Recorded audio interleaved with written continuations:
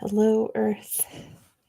It is me, Baby Yoda, and I'm here to give you some ASMR brushes.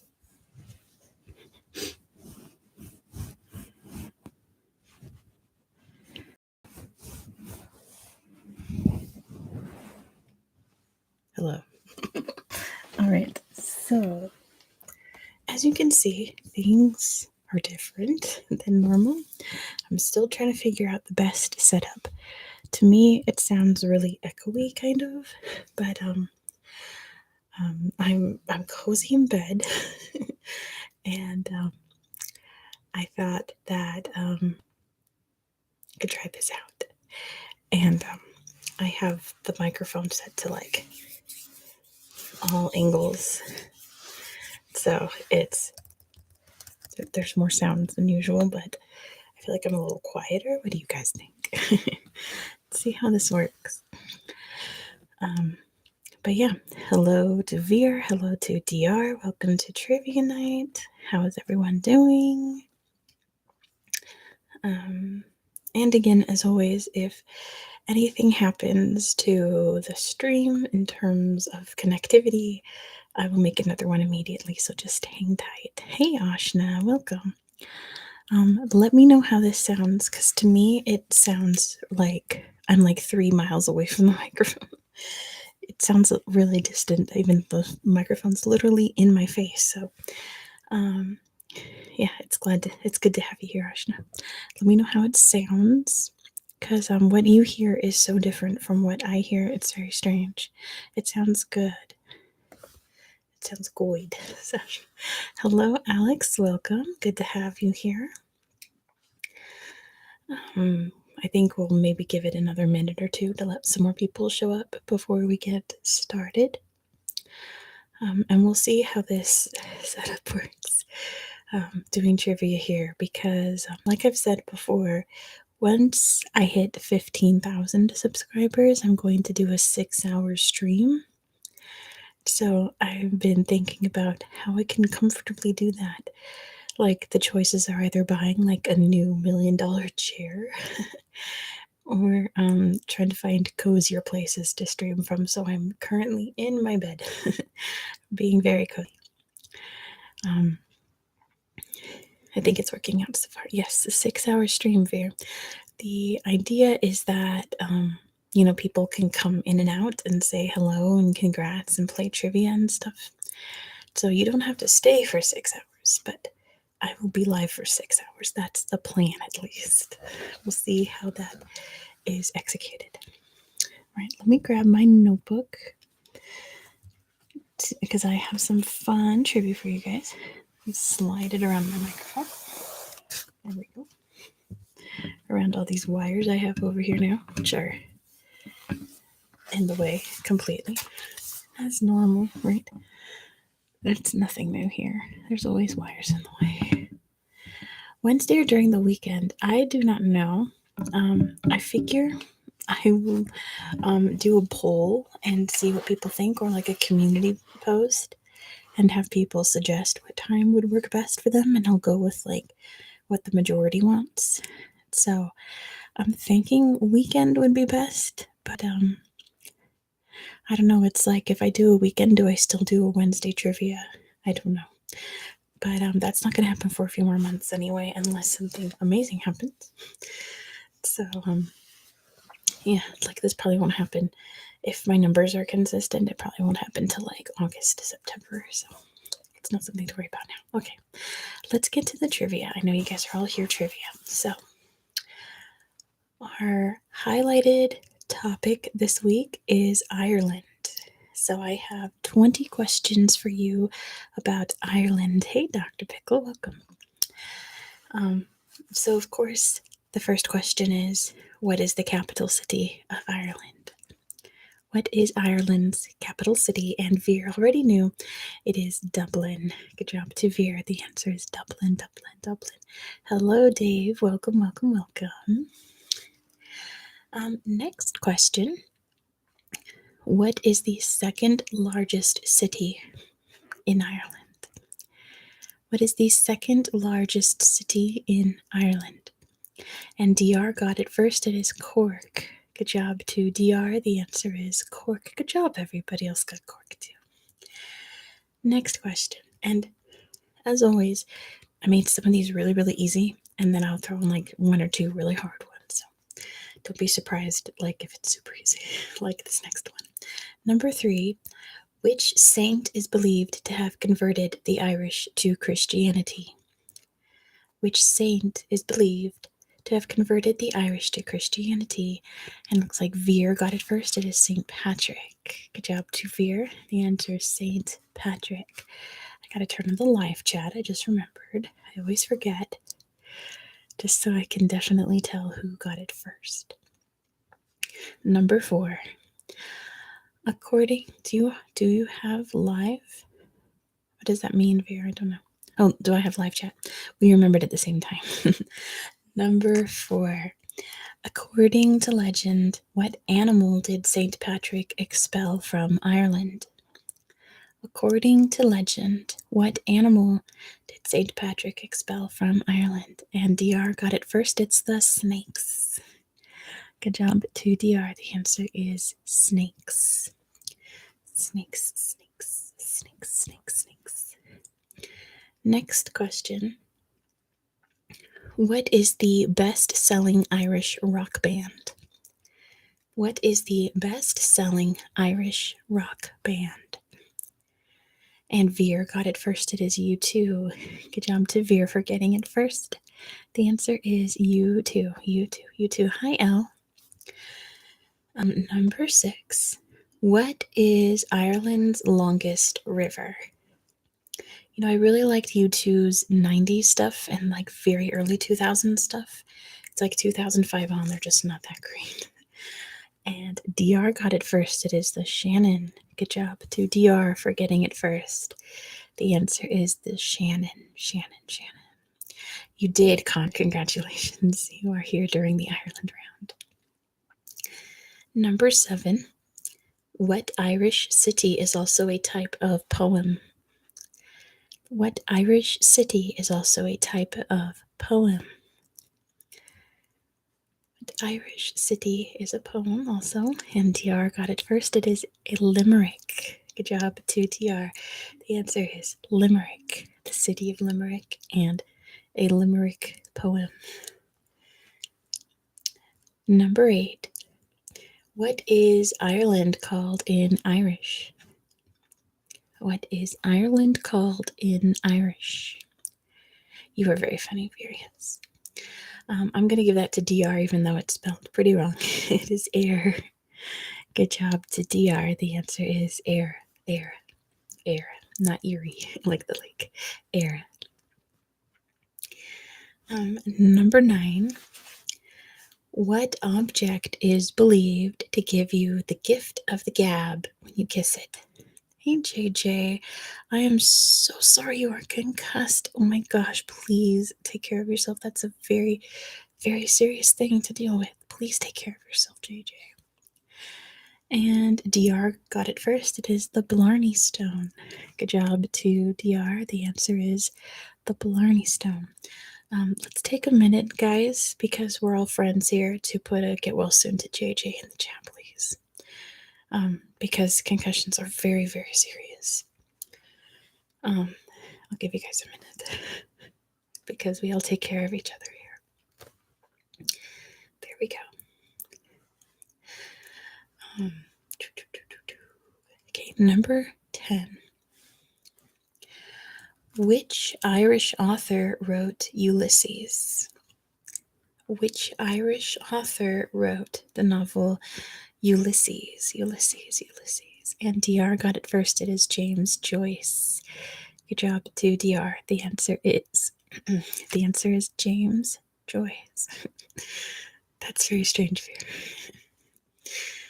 you. Number 11. What tragedy occurred between 1845 and 1852? What tragedy occurred, obviously in Ireland, between 1845 and 1852? And Connor got it first. It is the potato famine. Good job to Connor. The answer is the Irish potato famine. It wasn't so much a shortage, ditto, as it was the potatoes all died from disease. So much more dire than a shortage. Dale, go to Bloomsday, says DR. That's awesome. That's like a hardcore novel reference there. Next question. What is Ireland's oldest university? Question number 12. What is Ireland's oldest university?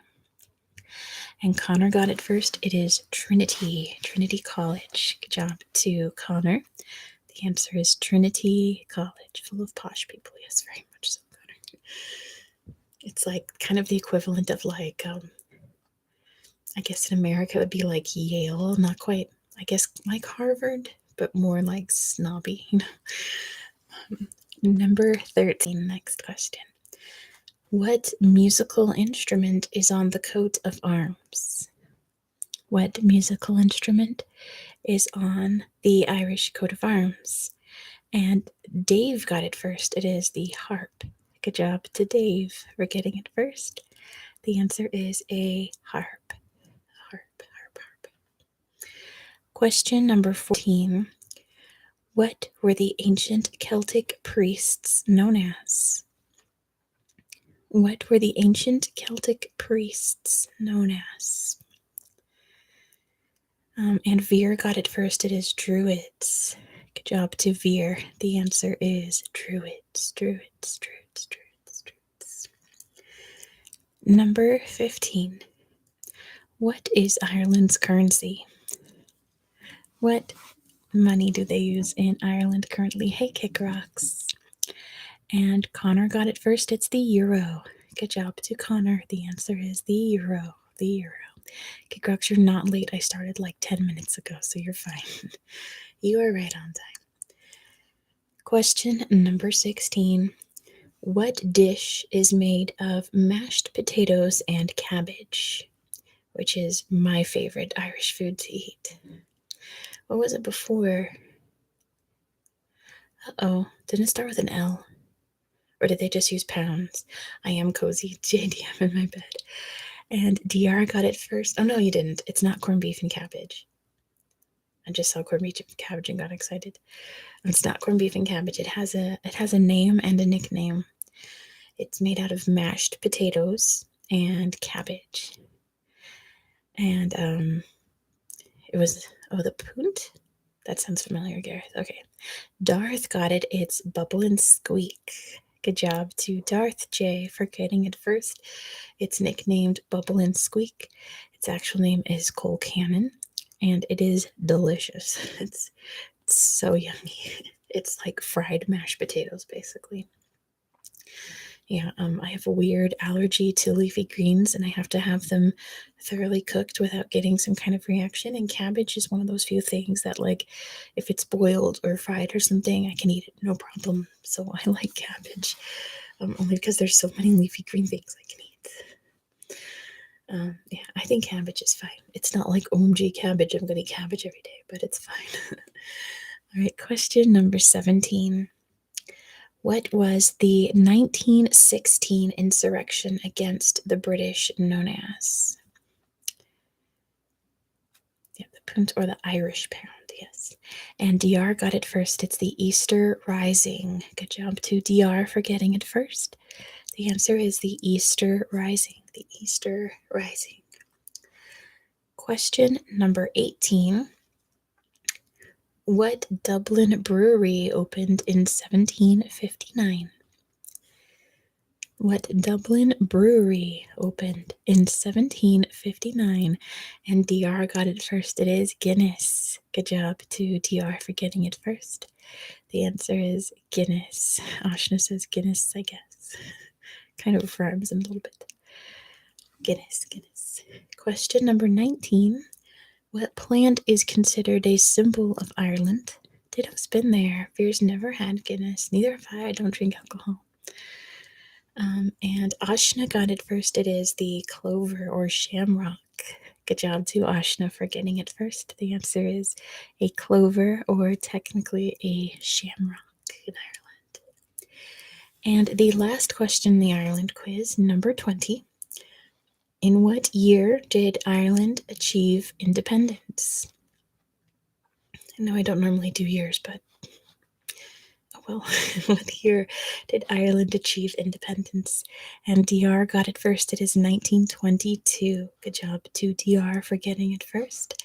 Ireland achieved independence from Great Britain in 1922. All right, let me flip this over so we can find out what Ginger Joe's been up to this week. So actually, Ginger Joe, if you don't know, one of the weird unofficial mascots of my channel that was invented by you guys, needs some help with his travel itinerary. He has some ideas about where he wants to go, but he needs your guys' help to figure out exactly where he has to go to achieve his goals. So this game's called Ginger Joe's Travel Itinerary. Yeah, I like the segments too. Dr. Pickle Ashna with my very weird Ginger Joe icon I made. They didn't come out. They looked better on my tablet than they do in the icons, but I'll make some new ones eventually. So, number 1, Ginger Joe wants to visit the easternmost and westernmost states in the U.S. Which states should he visit? We don't diss gingers. We love everyone on this channel, especially gingers. We love Ginger Joe, and he's very ginger. I will give you a hint that this is a trick question. This is a trick question. If Ginger Joe wants to visit the easternmost and westernmost states in the US, DR got it. It's just Alaska. If you saw my roleplay video, I mentioned it very briefly. The world is round, and Alaska is so long that it's in the eastern half of the world and the western half of the world. So he only needs to visit one state, and that's Alaska. Yeah, exactly. Alaska's huge. Question number 2. Ginger Joe wants to visit a lake within an island on a lake within an island. What country should he visit? If Ginger Joe wants to go see a lake on an island, on a lake on an island, what country should he go to? And a bonus point, I guess, if you can tell me the island that this is on. It is not Canada, Kazakhstan, or Sweden. You guys are kind of way off. Like, way, way off. Like, wrong parts of the world for everybody. But, I mean, good guesses. There are lots of lakes there. DR got it. It's the Philippines. Good job to DR. The answer is the Philippines. This was in an old Ken Jennings book. That's true. And just for the record, the island that it's on is Luzon. It's on Luzon Island. I was debating, should I put the country or the island? I thought the country would be easier. There's also one in Canada, says Alex. A lake within an island on a lake within an island. I'll have to investigate that. My apologies to everyone who put Canada. Question number 3. Ginger Joe wants to stand on top of the tallest mountain on Earth, but also wants to go surfing on the same day. What mountain should he visit? Ginger Joe wants to stand on top of the tallest mountain, but still be able to go surfing on the same day. So where should he go? And Alex got it first. It is Mauna Kea. Good job to Alex. The answer is Mauna Kea. You can stand on technically the tallest mountain, technically, and then still go surfing. You can also go skiing on Mauna Kea. There's snow up there. All right, question number 4. Ginger Joe wants to get as close as possible to the moon without leaving Earth. What mountain should he climb to do that? Is it the deepest?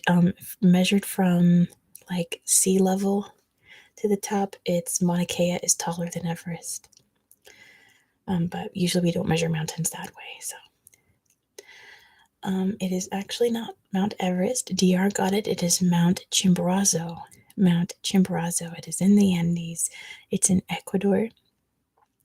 So, because the Earth is spherical, the places on the equator are closer to the moon. It's complicated. But yes, the answer is Mount Chimborazo is the closest place you can get to the moon without leaving the planet Earth. Hi, Kaylee. Question number 5. The questions aren't that tricky after this, I promise. Ginger Joe thinks it would be cool to touch 2 tectonic plates at the same time, and the easiest plates to do that would be the North American and European plates. So, what country should he visit? If Ginger Joe wants to touch both the North American and European plates at the same time, he should go to Iceland. Good job to Alex. The answer is Iceland, where you can actually go down into the cracks of the earth and actually touch tectonic plates. Pretty cool. Question number 6. If Ginger Joe wants to visit a city that was built on top of ruins, built on top of a lake, what city should he visit? He wants to visit a city that was built on top of ruins, and those old ruins were built on top of a lake. And DR got it. It is Alex got it first. It is Mexico City. Congratulations to Alex. The answer is Mexico City. It was built on top of a lake. And then when the Spanish took over, they destroyed the city and built Mexico City on top of the ruins. Number 7. And this is a California joke. Ginger Joe wants to experience the free California foot massage. What's the most active fault line he should stand on? If Ginger Joe wants to feel the free California foot massage, what fault line should he stand on? And Alex got it first. It is San Andreas. Good job to Alex. The answer is the San Andreas fault. San Andreas fault. Question number 8. Yeah, I know you're doing great, Alex. Number 8. In order to explore as many countries as possible, Ginger Joe wants to stay in a country bordering the most other countries. What 2 countries should he consider? So you have to give me 2 answers, because there are 2 countries that border, I think, 14 countries. So if he wants to visit as many countries as possible, what country would he consider exploring? And DR got it first. It is China and Russia. Good job to DR. The answer is China and Russia. I think they both border 14 countries. Question number 9. Ginger Joe also wants to visit countries that are completely surrounded by other countries. What 3 countries fit that criteria? So 3 countries. Give me 3 countries. 3 countries that are completely surrounded by other countries, and it looks like Alex got them all. It is the Vatican, San Marino, and Lesotho. Good job to Alex. The answer is the Vatican, San Marino, and Lesotho. Lesotho. All right. Turn the page up. Whoops.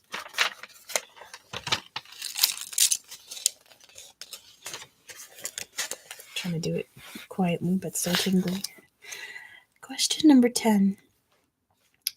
Ginger Joe wants to swim in the sea that has no land borders. What sea is that?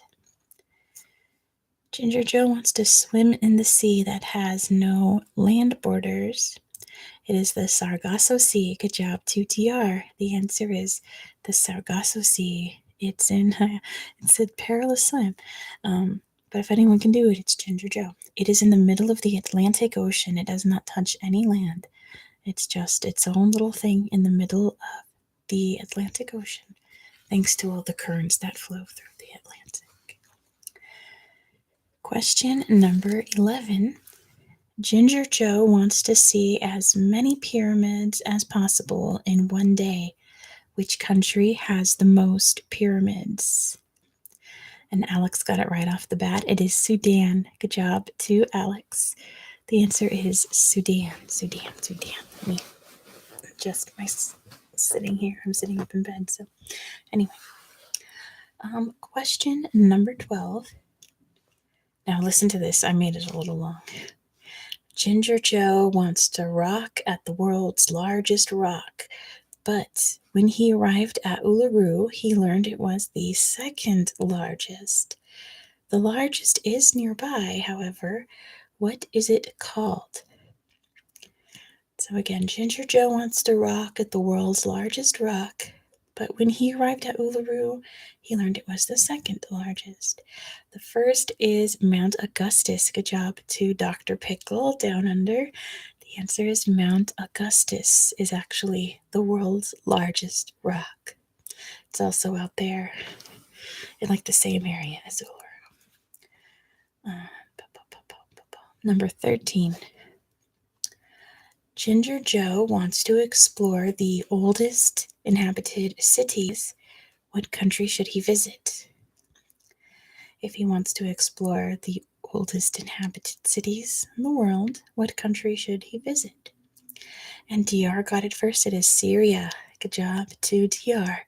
The answer is Syria. It's debated whether or not it's Damascus or Aleppo, but either way, they are both in Syria. Dr. Pickle confirmed our Canada lake. It's called Manar, which is cool. I have a friend named Manar. Is an island in a lake on an island in a lake on an island in a lake. That's it. Hello, Fire Bro. We're in Greece. That's cool to know, Dr. Pickle. Thank you. I'll be sure to remember that for next time. Next question. Number 14. Ginger Joe wants to run around in the largest country in Africa. Which is it? Yeah, it's a step further than the one in the Philippines. I'm going to give that to Ashna. It is Algeria. Good job to Ashna. The answer is Algeria, which we're going to explore on my channels coming tomorrow. Tomorrow and Friday, we'll be looking at Algeria. Number 15. No worries, Ashna. I understand what you were trying to say. It's okay. I know that not everybody here speaks English as a first language. So as long as I understand what you're trying to say, you get it. It's fine. The DRC and Algeria are very different countries, Alex. Like vastly different in like a million different ways. But they are both very big. The DRC is the second largest country in Africa. Number 15. Ginger Joe wants to explore the world's largest cave system. He learned it is in the United States, but which state is it in? Ginger Joe wants to explore the world's largest cave system. He learned that it's in the United States and it's in the state of Kentucky. Good job to Ditto. The answer is Kentucky. It's the Mammoth Caves, right? Mammoth Caves, the world's largest cave system. Yeah, it looks so cool. And I'm very uncomfortable about caves, but those caves look awesome. I would totally go in those caves. They are huge for one thing. It's the claustrophobia of caves that bothers me, so as long as I'm not crawling around. Kentucky has a lot of things. There's the Kentucky Derby. There's Kentucky bourbon. There's chicken. There's a lot of things Kentucky's famous for. That's awesome, Ashna. I'm glad. Dr. Pickle's town's built over caves. I'm so glad, Ashna. Kentucky does have a lot of things. You just it's just that there's other states that have so many more things than Kentucky does, but Kentucky does have things. Number 16.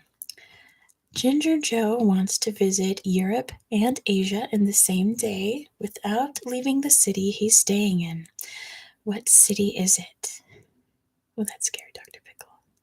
What city is it? So that goes to Alex. It is Istanbul. You guys answered too fast. The answer is Istanbul. Yes. Number 17. No, this one's kind of long too. Ginger Joe has already visited the largest U.S. city by population, which is New York City. But now he wants to visit the largest U.S. city by area. What is it? What's the largest U.S. city by area? Ooh, Alex and DR are very close. It is in Alaska, but it's not Anchorage. The largest U.S. city by area.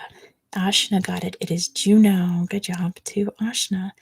The answer is Juneau is the largest city in the U.S. by area. Very spread out, apparently. Whereas I'm currently living in the smallest U.S. city by area. Reno's the biggest little city in the world. Well, that's interesting, DR. Why Juneau, Juneau, and not Juno? Because that's how it is. I'm sure it has some kind of weird like native plus Russian plus English combination. I'm sure it has something to do with that. Because it looks French, but the French were never in Alaska, so that's a new tree is here. Wikipedia says it's Sitka. Oh no. That's what I get for not double checking all my answers, right? Is Sitka near Juneau? Anyway, we're gonna move on.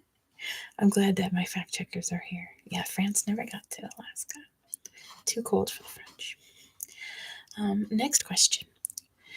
Ginger Joe wants to visit the deepest place on planet Earth. He knows it is in the Mariana Trench, but what part of it is the absolute lowest? You guys didn't wait for the answer. Dr. Pickle did, though. It is Challenger Deep. Good job to Dr. Pickle for getting it first. The answer is Challenger Deep. Challenger Deep. Number 19. Oh, yeah, I only made 28 questions in this category. I got tired and couldn't make 2 more, so it's not an even number or like a rounded divided by 5 number that I like, but you guys don't care. Only I do. Number 19. Ginger Joe loves a good bridge. He loves trains even more. What country should he visit if he wants to cross the most bridges by train? What country should Ginger Joe visit if he wants to cross the most bridges by train? Let's see. Ooh, Connor got it. It is Russia. Good job to Connor. The answer is Russia. You guys are putting in some solid guesses in there. Because those are all very train-centric and bridge-centric countries. But the answer is Russia. Number 20. If Ginger Joe wants to visit the most lakes possible on one vacation, what country should he stay in? If he wants to visit the most lakes possible on one vacation, and Acid Nutria got it first, it is Canada. Good job to Acid Nutria. The answer is Canada. You should go to Canada. Number 21. Ginger Joe memorized the full name of the city with the most letters in its name. What is the city more commonly known as? So what city has the longest name in the world, but we call it Bangkok? Good job to Acid Nutria. The answer is Bangkok, more commonly known as Bangkok, Bangkok, Bangkok. Number 22. Now, Ginger Joe wants to visit the country with the most letters in its name. What country is it? The place in Wales is a hill. So the city with the longest name is Bangkok. The country with the longest name is the UK. Good job to Acid Nutria. The answer is the United Kingdom of England, Scotland, Wales, and Northern Ireland. Is that the full name? Something like that. I'm sure you guys will correct me. United Kingdom of Great Britain and Northern Ireland. That's better, Dr. Pickle. That is better. That's only 2 letters, says Elle. Hey, number 224. I have not talked to you in like a million years. I'm doing very well. I hope you're doing well as well. And Laura's here. Hey, Laura. Very, very, very early in the morning for Laura. Yes. Hello to everyone. Number 23. Ginger Joe wants to pay his respects at the world's longest war memorial. What country is it in? Ginger Joe wants to pay his respects at the world's longest war memorial. What country is it in? And Dr. Pickle got it. It is Australia. Good job to Dr. Pickle. The answer is Australia. Oh, we haven't moved our clocks yet, Laura, so you're good. Yeah, the Welsh place is a hill. The longest city, it is a road. So it's the War Memorial Road. Yes. Last months were rough. I'm so sorry, number 224, but you're back stronger than ever. I'm so glad. I'm so glad. Anyway, number 22. Ginger Joe loves to learn other languages, so he wants to visit the country that has the most languages spoken in it. What country should he visit? DR already got it. It is Papua New Guinea. Good job to DR. The answer is Papua New Guinea. They speak around 800 languages there. Papua New Guinea. Number 23. Ginger Joe wants to chill at the coldest place on earth. Where is that? Ginger Joe wants to chill at the coldest place on earth. Don't worry, Alex, you're fine. And L got it. It is Antarctica. Good job to L. It's technically the Russian base on Antarctica, so I guess technically it's Russia. But it is in Antarctica because nobody technically owns Antarctica. So good job to L. The answer is Antarctica. Omiakan, DR, is the coldest inhabited place, or permanently inhabited place, because Antarctica is not permanently inhabited. Yeah, the city in Siberia is the coldest inhabited place on Earth. The coldest place, period, is in Antarctica. Number 24. Ginger Joe wants to go skiing while visiting Australia. What mountain range would be the best to visit? This is an actual itinerary question, isn't it? If Ginger Joe wants to go skiing in Australia, what mountain range would be the best one to do that in? What mountain range is most known for its skiing in Australia? Inhabited means people live there permanently. Like they have houses and lives there. Whereas in Antarctica, they go there to work and then they go home. So it's technically not inhabited in Antarctica. It's the range that Mount Kosciuszko is in. Connor, you cannot inhabit Antarctica. It's against the law. Antarctica belongs to everyone. Anyway, Ginger Joe wants to go skiing while visiting Australia. What mountain range would be the best to visit? I thought this would be an easy one. It's the only mountain range I know in Australia. But Mount Kosciuszko is there. There we go. Acid Nutria got it. It's the Australian Alps. Good job to Acid Nutria. It is the Australian Alps. It is best known for its, is like the best skiing place in Australia. Good job to Acid Nutria. It is the Australian Alps. Even though it was a guess, you got it. The Australian Alps. There are a lot of different Alps around the world. There's the Alps, the Australian Alps, the New Zealand Alps. What are the Southern Alps? That's what they're called, the Southern Alps. There's a lot of Alps. Next question, number 25. If Ginger Joe wants to visit the place that receives the most snowfall, what country should he visit? So I phrased this weird. So it's the city in the world that receives the most snowfall, but I want to know what country it is. And Acid Nutria got it. It is Japan. Good job to Acid Nutria.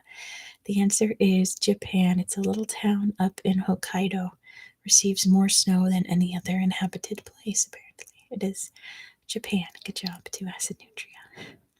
Definitely not Reno. I mean, it has snowed a lot here, DR, but not like excessively. The mountains you can't see because this sun is so bright right here, but the mountains up there received like 14 inches this winter. Whereas here in Reno, we probably got like 5 total. Still, it's 5 more inches of snow than I've ever seen in my life, so I think it's really cool. Hello, Pretty Garth. Don't worry, that's fine, Pretty Garth. You can relax. Just enjoy the sounds. Question number Reno, Dakota, Reno, Nevada. I live in Reno, Nevada. Just over there is the border with California. It's literally like I can see California from my window. Anyway, next question. Number 26. Ginger Joe loves animals. What country should he visit if he wants to see the most wild animals? Yeah, Lake Tahoe is not far from here, and they did get some terrible, terrible snowstorms. Alex got it. It is Brazil. Good job to Alex. The answer is Brazil. Brazil has more animals than any other country. It's mega diverse. I forget the term for it. Something like that. But Brazil has the most animals. Question number 27. But Ginger Joe hates mosquitoes. What country should he visit if he wants to avoid them? So, what's the only country that does not have mosquitoes? And Acid Nutria got it first. It is Iceland, not Spain. Good job to Acid Nutria. The answer is Iceland does not have mosquitoes. Pretty, yeah, lucky for them. We all gotta go. That's where our next global ASMR Geographica meetup is going to be in Reykjavik.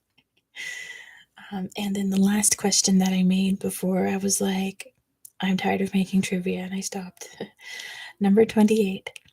Ginger Joe wants to eat as many coconuts as he can in one day. Which country grows the most coconuts? Alex lives in Spain, but without the mosquito edition. Sorry, Alex. And DR got it. It is Indonesia. Good job to DR. The answer is Indonesia grows the most coconuts. Isn't that neat? All right, so that is it for Ginger Joe's travel itinerary. I'll be back next week for some more travel trivia. I gotta admit, I spent like 2 days trying to figure out what category I should make for Ginger Joe, and when I realized it, I wrote out those questions in like 10 minutes. It's a really good idea, I think. Okay, so we are back to going through the Lonely Planet Ultimate Travel Trivia Quiz Book. Oh yes, Ramadan Mubarak, Ali.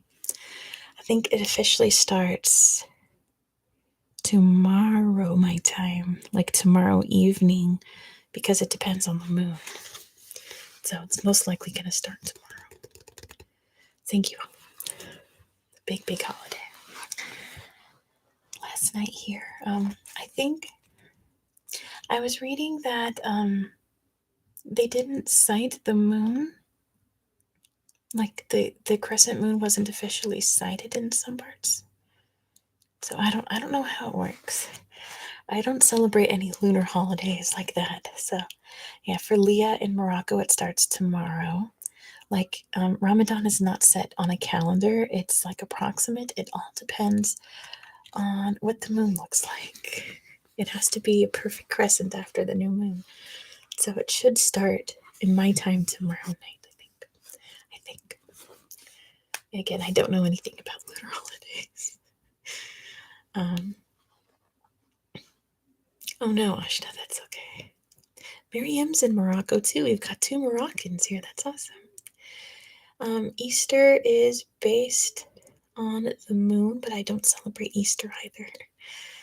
For Ali, it starts today in Alexandria. Yeah, because you are in Thursday over in Egypt. So have a very happy month of fasting and contemplation, Ali.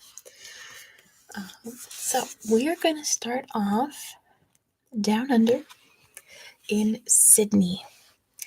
So, in this quiz, all of these questions are about Sydney, Australia, which I can't say with my accent. I say Sydney, like Sini, Sydney. So, Sydney, Sydney. Doing my best. All right. So, first question about Sydney. Sydney is located in which state? In which Australian state can you find the city of Sydney? Sydney. And Dr. Pickle got it first. It is New South Wales. Good job to Dr. Pickle.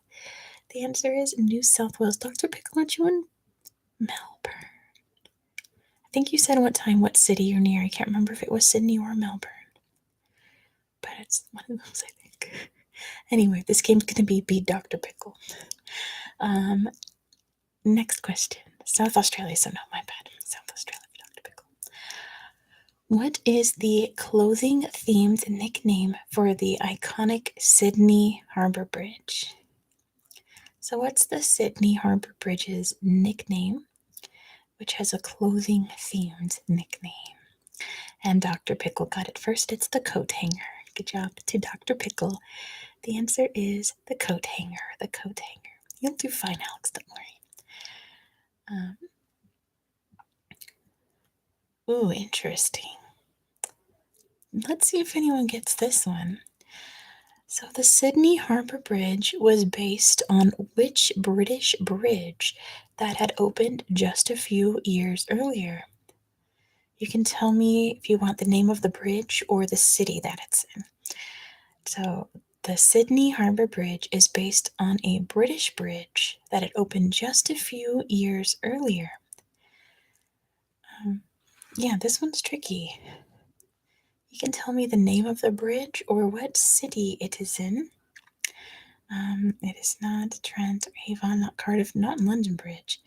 Not Clifton, Laura.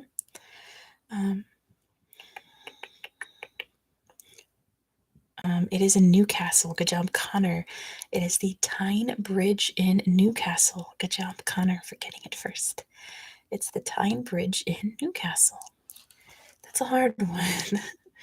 All right. Next question. This one's also pretty hard, I think. Maybe Dr. Pickle will get it for us. By what name are the residents of Sydney popularly known? So if you are from Sydney, Australia, what are you called?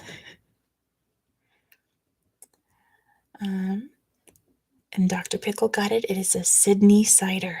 Good job to Dr. Pickle. It is a Sydney cider. Sydney cider. Sydney cider. Next question. The next one, what year did the Sydney Opera House open? So I'm not doing that because we don't really do numbers unless they're easy or they're trick answers.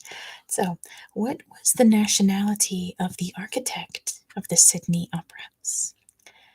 What was the nationality of the architect of the Sydney Opera House? He was Danish. Good job to Veer. The answer is Danish. Danish. Danish.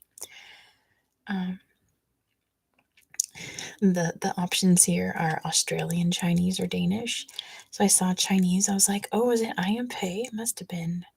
But no, it is not. They were Danish. That's cool, Laura. Yeah, apparently the Sydney Bridge was based on that bridge. Very random, but okay. Next question. A sports question. What is the name of the Australian Football League team that plays their home games at the Sydney Cricket Ground? So what's the name of the Australian Football League team that plays home games at the Sydney Cricket Ground? Veer's just trying to say dudes as much as possible. Which one is it, Dr. Pickle? It is one of those. Is it the GWS Giants or the Sydney Swans? Which one is it? Is it the GWS Giants or the Sydney Swans? I'll give you an A or B option. The rugby lads.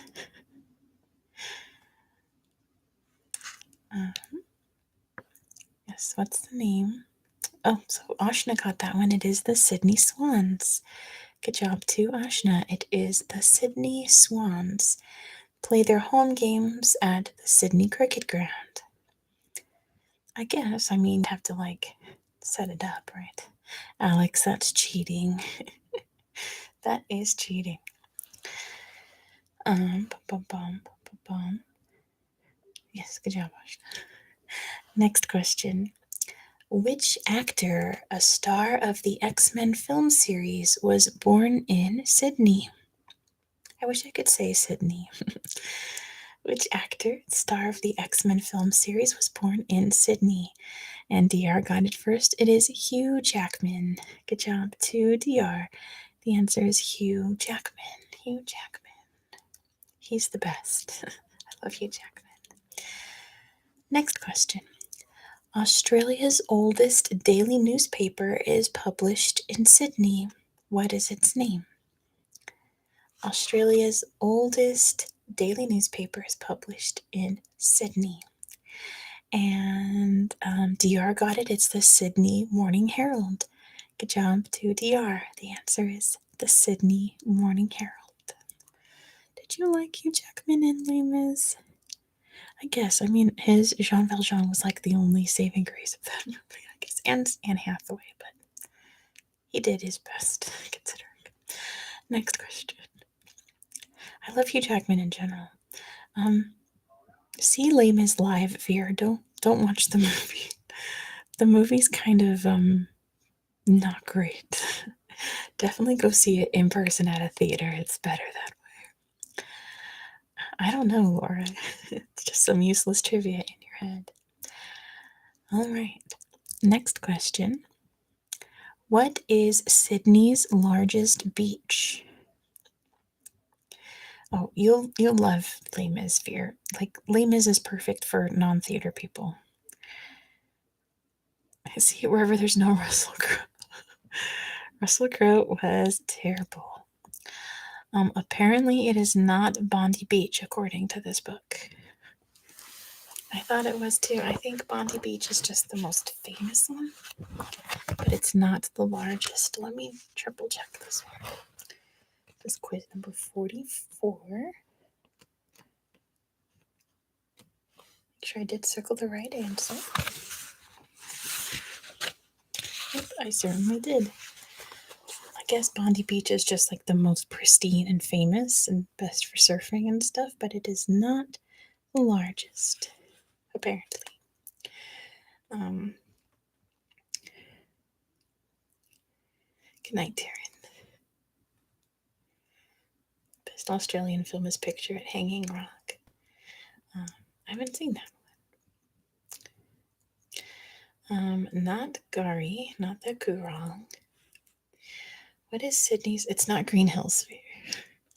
What is Sydney's largest beach? Sydney's largest beach. It does start with the letter B, but it is not Bondi Beach. Ashna says, unless you ask the address from Finding Nemo, you're not going to get any points. It's not Bikini Bottom, Laura. That's in Micronesia. Let's see. Let's see. I don't know how to give you any hints, so I might just have to say the answer. I guess I'll give you guys like another minute or so to try to guess. What is Sydney's largest beach? It starts with the letter B. It's not Botany Bay. I don't think that's a beach. I don't know if it's in Royal National Park. And it's not Bondi Beach. Ditto's gonna Google, okay. Not Boombora, not Balmoral. Beachy McBeachson. Wow, Ashna, you got it. No, it is not Beachy McBeachface. Birmingham, Bilgola. It's none of these. It's like a one syllable name. It is blank Bay, but it's not Botany Bay. Blank Bay. I'll give you that. And it's one syllable. Blank Bay. Not Bash Bay. It's also hard because there's like 3,500 beaches in Sydney. It's just mostly beach. So, Bong Bay. Bronte Bay? Nope. Sydney's largest beach. All right, I'm just going to have to give it to you guys. Not Bright Bay. That's okay. Okay, so the answer is Bate Bay. Bate. Bate Bay. Bate Bay. Bate Bay is apparently the largest beach in Sydney. We all learned something today. It is called Bate Bay. Oh no, that was Laura's next guess. I'm sorry. Bate Bay. Book wrong, says Veer. If it is, this is the first question that the book has gotten wrong. Dr. Pickle's never heard of it. A rare moment where no one gets it, right, Ashna? Yeah, which kind of makes me think that the book is wrong on this one. But yeah, that would be the first question that this book has got wrong, which no one's perfect, right? We're going to move on. What is Sydney's tallest structure? What is Sydney's tallest structure? Bateau Bay is it's Bate Bay, Bate, Bate Bay. It's not a hotel, at least I don't think so. It's not the bridge, Ethan. What is Sydney's tallest structure? This is actually a stupidly easy answer. Not the Crown Sydney. At least I hope that's not what it's called. It's not the Opera House. What is Sydney's tallest structure? Dr. Pickle got it. It's the Sydney Tower. Good job to Dr. Pickle for getting it first. It is the Sydney Tower. Sydney Tower. Sydney Tower. Next question. There's only 3 more Sydney questions. So, how old is the book? This book is from January 2023. So, it's extremely new. Next question. Sydney is home to Australia's oldest museum, founded back in 1827. What is its name? What's the name of Australia's oldest museum, founded in 1827? It's another really easy name. It's the Australian Museum, Ditto. Good job. The answer is the Australian Museum. Good job to Ditto. It is called the Australian Museum. I told you it was a really easy name. The Australian Museum. Next question.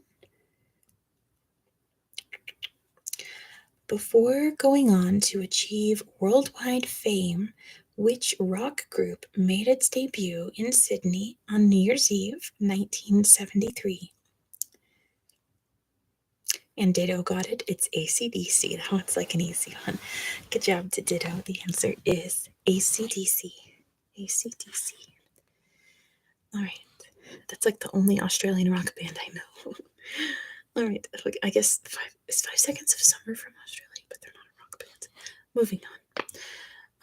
Last question in the Sydney category.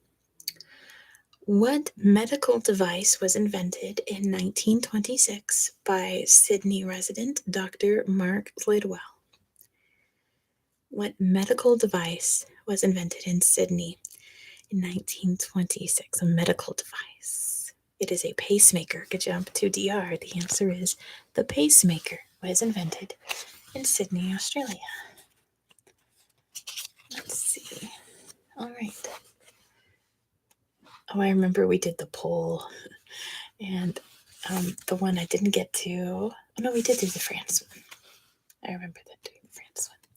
All right. So this next category is no Veer. This next category is Explorers and Voyages of Discovery. Explorers and Voyages of Discovery. Let's see what this category brings. First question. Spray on skin, that's cool. Who is believed to have been the first European to set foot on the continent of North America? Who's believed to have been the first European to set foot on North America? And DR got it first. It is Leif Erikson. Good job to DR. The answer is Leif Erikson. Leif Erikson. Leif Erikson. Let's see who gets this next one. It's okay, DR. Who was the first person to see the continent of Antarctica?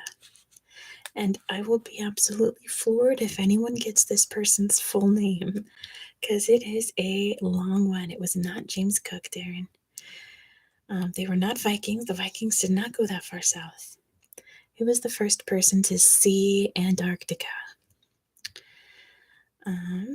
Good job, Ditto. It's Fabian Gottlieb von Bellingshausen. Congrats to Ditto for getting the entire name correct. The answer is Fabian Gottlieb von Bellingshausen, which is just a crazy name. Good job, Ditto. That's some good useless knowledge to have in your head. Next question. What was the name of the mission that put the first people on the moon in 1969? Thank you to Ditto. Darren's just going to guess James Cook every time. Let me see if James Cook's even in this quiz. No. DR got this one first. It is Apollo 11. Good job to DR.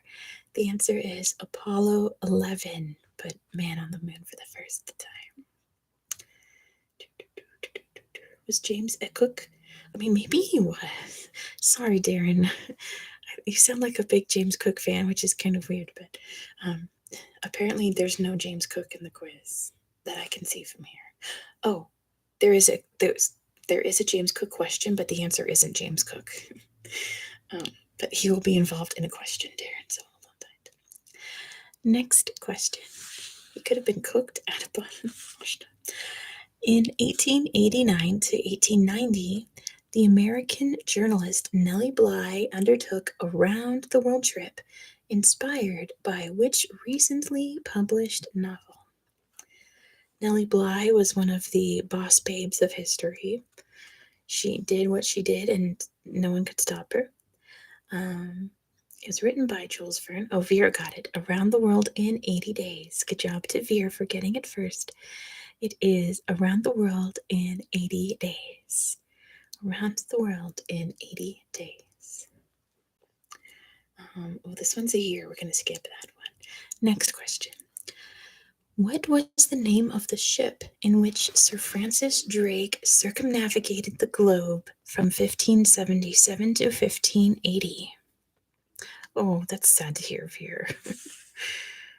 Nellie Bly went to an insane asylum. That's right, I remember that. She went undercover in an insane asylum. It was crazy.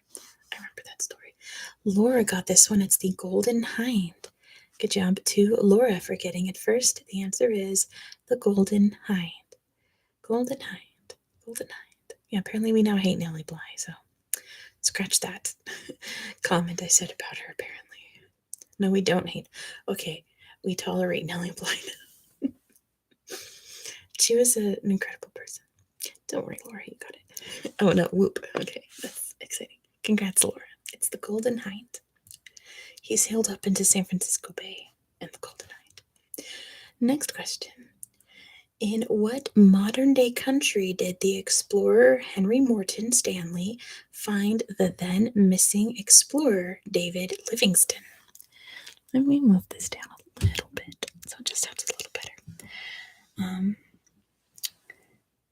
Not Zambia, although that probably would have been my guess, to be honest. But it's not one of the options on here. Laura got it this one 2 times in a row. It is Tanzania. Good job to Laura. The answer is Tanzania. Yeah, she was a product of her time. That's true. David Livingstone was found in Tanzania.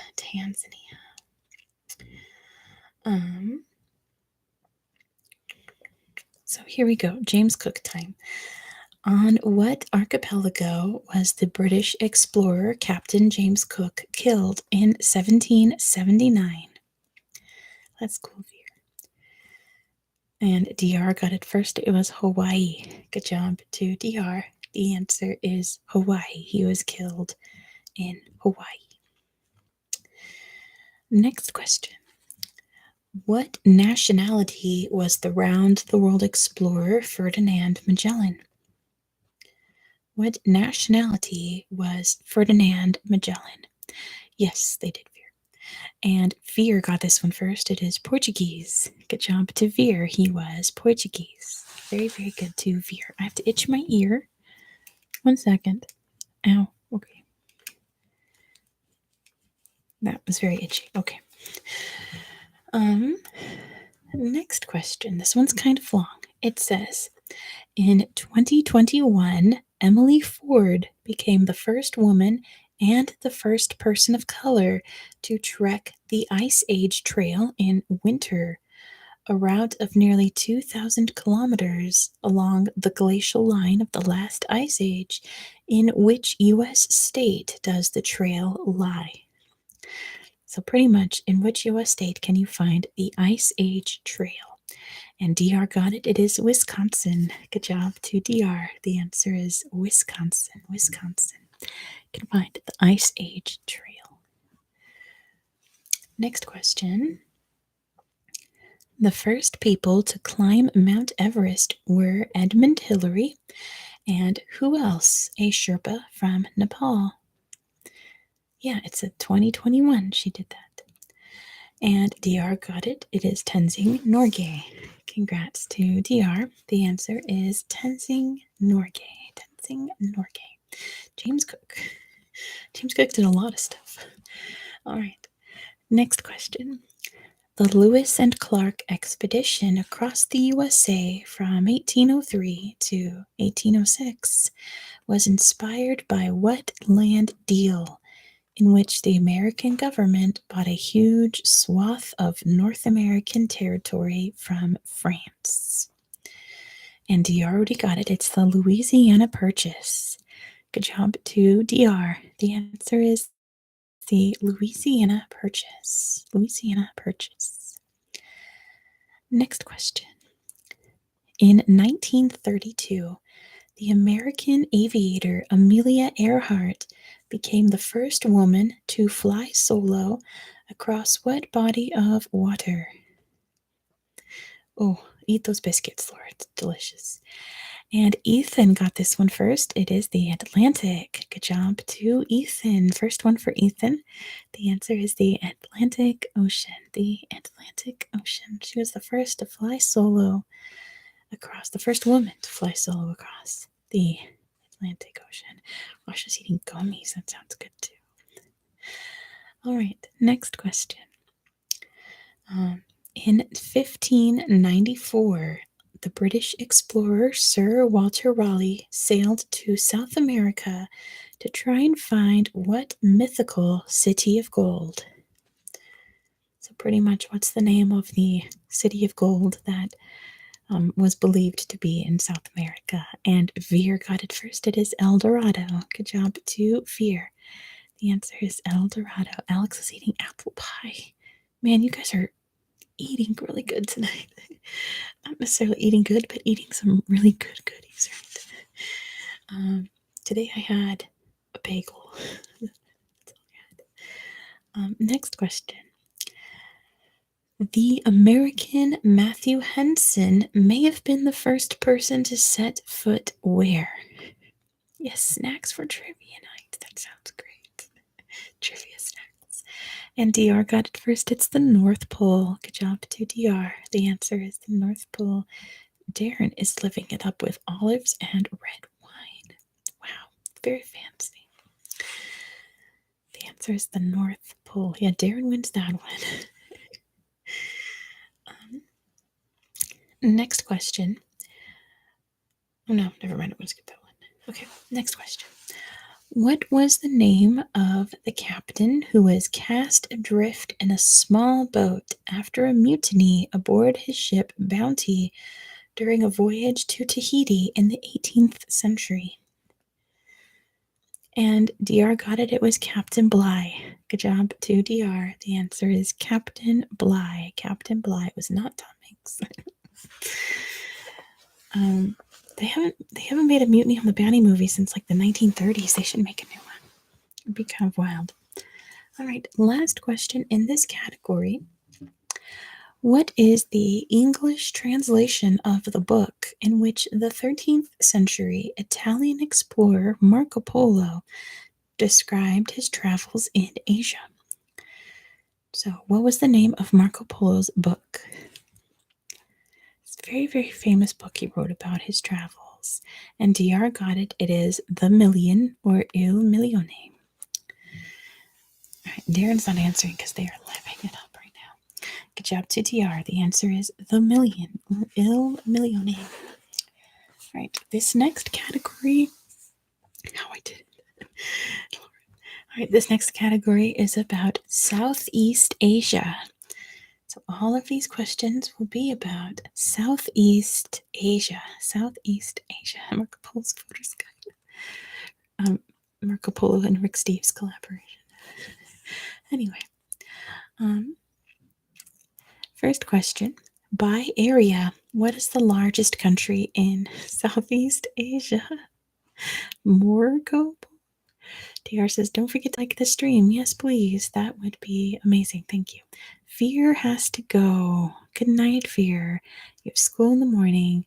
Have a very, very, very good rest of your night and get some good sleep, okay, Fear? I know you'll see you again very, very soon, so I'll see you then. And DR got this one first. It is Indonesia. Good job to DR. The answer is Indonesia. You're very welcome, Fear.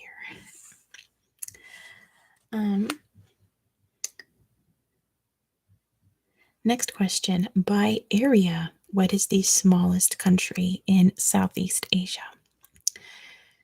By area, what is the smallest country in Southeast Asia? And DR got this one. It is Singapore. Hey, Cody's here.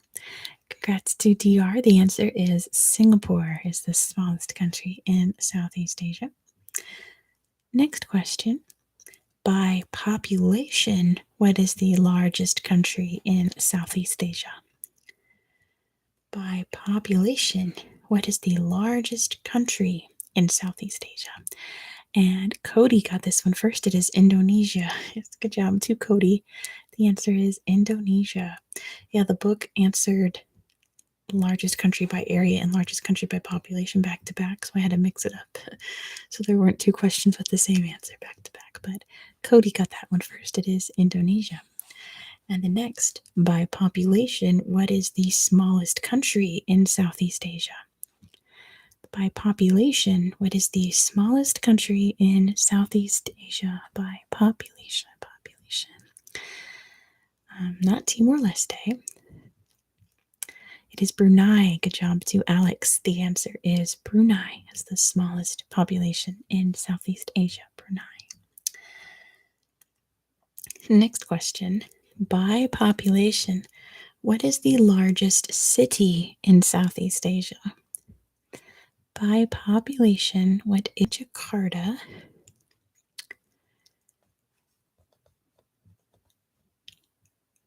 It's like the country that everybody forgets when you talk about Southeast Asia.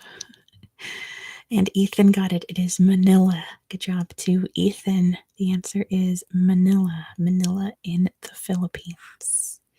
Manila. All right. This next question has 3 answers, so please give me all 3 in one chat. What 3 nations share the island of Borneo? What 3 nations are located on the island of Borneo? Quezon's bigger than Manila in the metro area. Well, maybe they're not counting metro area. And Alex got this one. It's Indonesia, Malaysia, and Brunei. Good job to Alex for getting it first. It is Indonesia, Brunei, and Malaysia are all on Borneo. Next question. What is the currency of Thailand? Yeah, Darren, it's like even if you don't get it, that means you're learning. So it's okay if you don't get one right. And DR got this one. It is the baht. Good job to DR. The answer is the baht. Baht. Next question. What is the capital of Cambodia? Hey, Ryan. What is the capital of Cambodia? The capital of Cambodia. And DR got it first. It is Phnom Penh. Good job to DR for getting it first. The answer is Phnom Penh. Phnom Penh. Phnom Penh. Phnom Penh. Next question. Vietnam is the world's largest exporter of which nut? Vietnam is the world's largest exporter of which nut? Which nut does Vietnam export the most of out of any country in the world? It is the cashew. Good job to DR. The answer is the cashew. Cashew nut. My favorite nuts besides macadamias. I love cashews. Next question. The Philippines is the world's largest exporter of which oil? Stretch my legs out in my little coat. There we go. Thankfully not palm oil.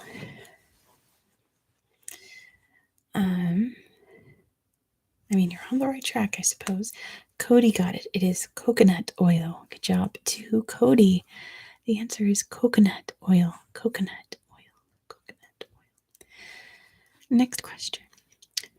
What is the name of the Indonesian volcano which exploded in 1883, producing what is believed to be the loudest noise in recorded history? And Alex got it first. It is Krakatoa. Good job to Alex for getting it first. The answer is Krakatoa. Krakatoa. Krakatoa. Next question. And I'm going to mispronounce this. In what country would you find Hang Sondung, the world's largest cave? In what country would you find Hang Sondung, the world's largest cave? Right, Ryan? Isn't that crazy? And DR got it first. It is Vietnam. Good job to DR. The answer is Vietnam. Vietnam has loads of caves. Just, whoops. That was scary. I knocked over the thing that I'm holding up my microphone. The largest cave system is in the US, Dr. Pickle. Much bigger than just one big cave. The Mammoth Caves sprawl out for miles and miles and miles and miles, whereas the cave in Vietnam is just one big cave. Big difference. I guess if you're a caver, like, you'd know all the differences, but that's the one that I know. I don't know if it's man-made or not. I know there's lots and lots of natural caves over there. Next question. In what city would you find the twin skyscraper, the Petronas Towers, once the tallest building in the world? In what city can you find the Petronas Towers? And Ethan got it. It is Kuala Lumpur. Good job to Ethan. The answer is Kuala Lumpur. Good job, Ethan. The answer is Kuala Lumpur. Kuala Lumpur. Next question. What is the longest river in Southeast Asia? Yeah, don't write koala. It's koala. Not koala. It sounds almost the same in English, doesn't it? And Cody got it first. It is the Mekong. Good job to Cody for getting it first. The answer is the Mekong River. The Mekong River. Next question. What is Vietnam's national dish? A soup made from meat, broth, and rice noodles. What is Vietnam's national dish? And my favorite Vietnamese food. Cody got it first. It is pho. Good job to Cody. The answer is pho. I was like, if you don't know, I'm new to this city, Reno. I only moved here in November, so I'm still learning new things. And we were driving around, and I saw a restaurant that was just called pho. Like that, it was just called pho. It had no other name.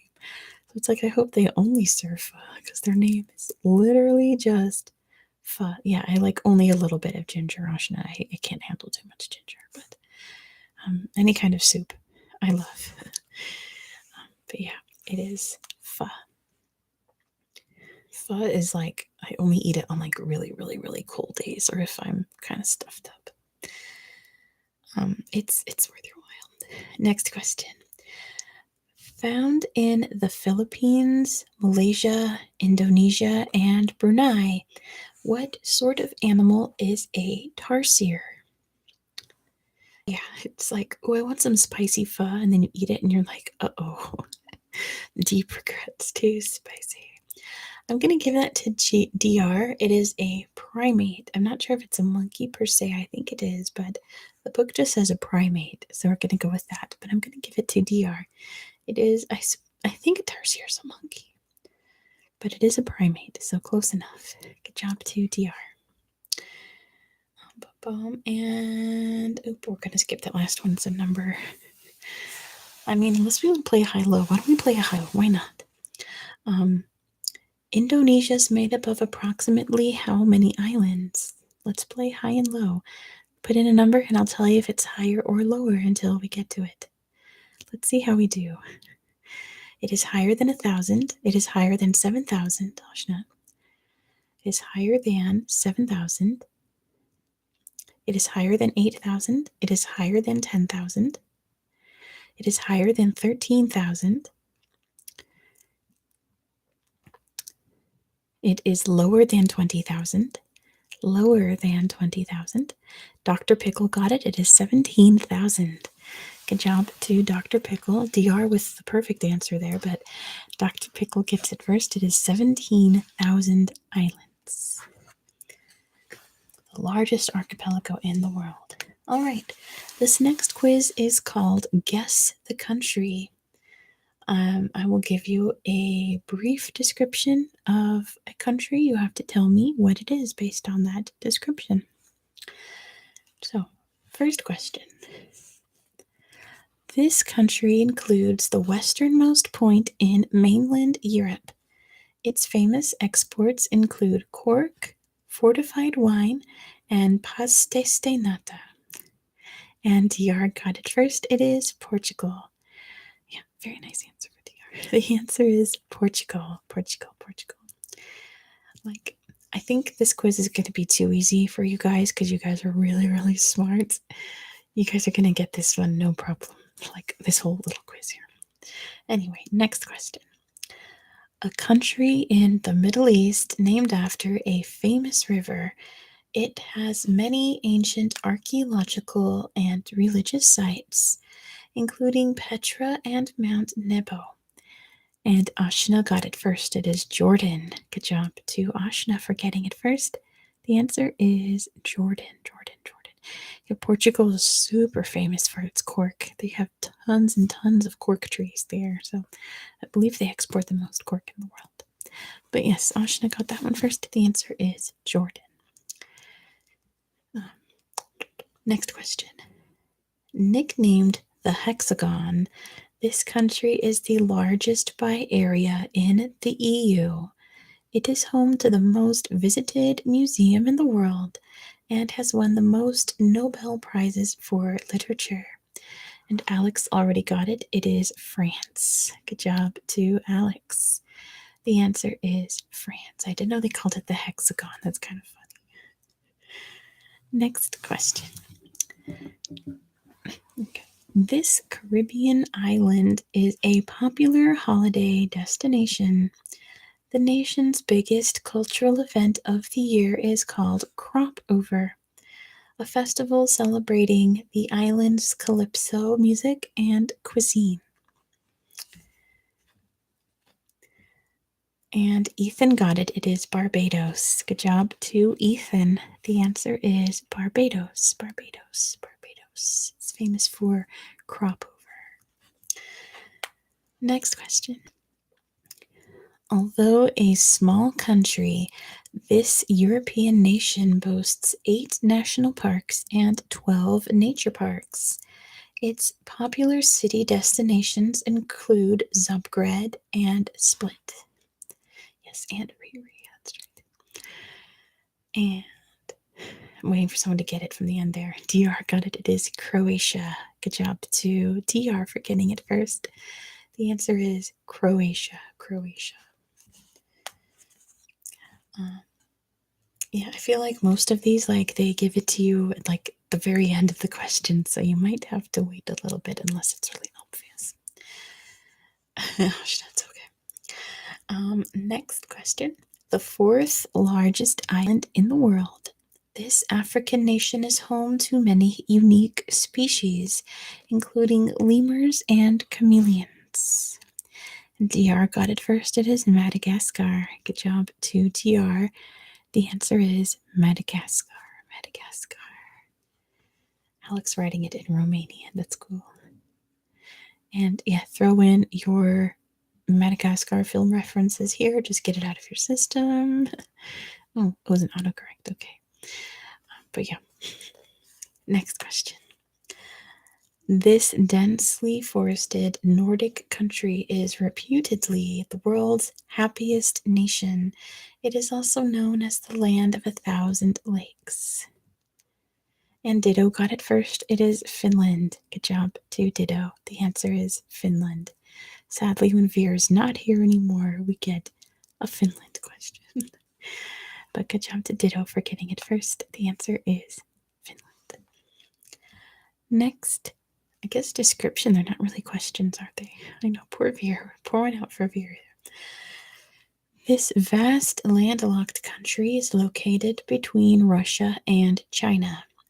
A giant statue depicting the country's founder on horseback sits outside the capital city. And DR got it first. It is Mongolia. Good job to DR. The answer is Mongolia. Mongolia. Mongolia. The footland. Next question. Next description. An island nation off the east coast of Asia, made up of 4 main islands and numerous smaller ones. It is home to many castles and mountains, not to mention the highest density of vending machines in the world. And DR got this one first. It is Japan. Good job to DR. The answer is Japan. I knocked off my Baby Yoda off the bed. Oh well. The answer is Japan. Japan. Japan. Next description. Vending machines with spiders. Wow. You are very welcome, Darren. Have a very good rest of your night and have a great day at work. Take care of yourself, and we'll see you next time, Darren. Next description. This West African nation is the most populated country in Africa. Its film industry, Nollywood, is one of the largest in the world.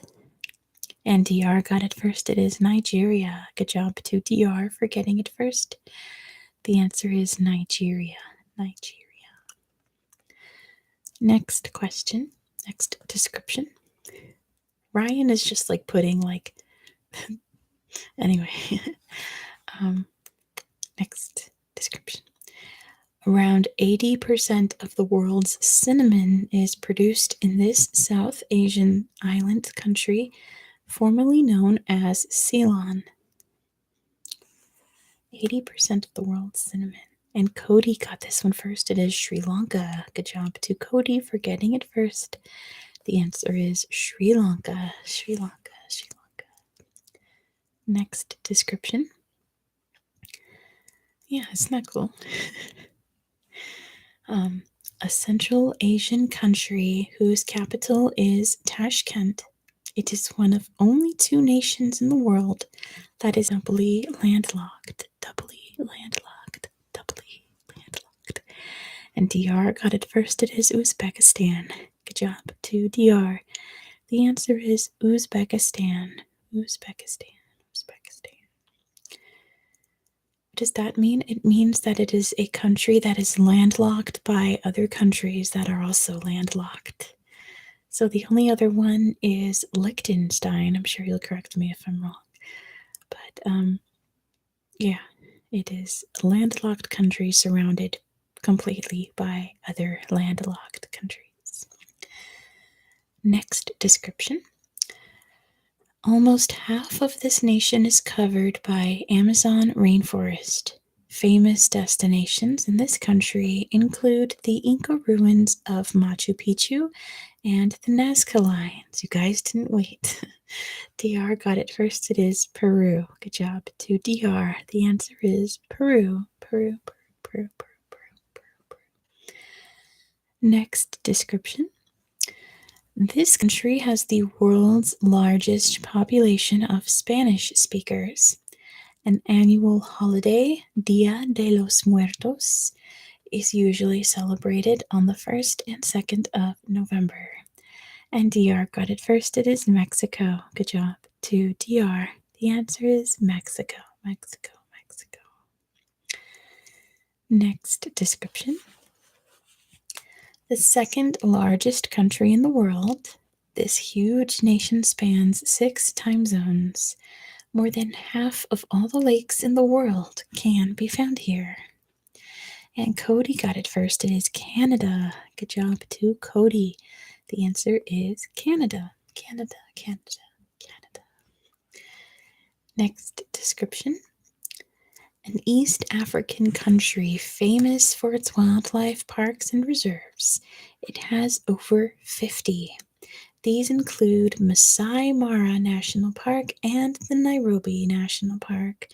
And Ethan got it first. It is Kenya. Good job to Ethan. The answer is Kenya. Kenya, Kenya, Kenya. Yeah, China has a lot of lakes, but they only have one time zone. That's true. Kenya is the answer to that last one. Next question.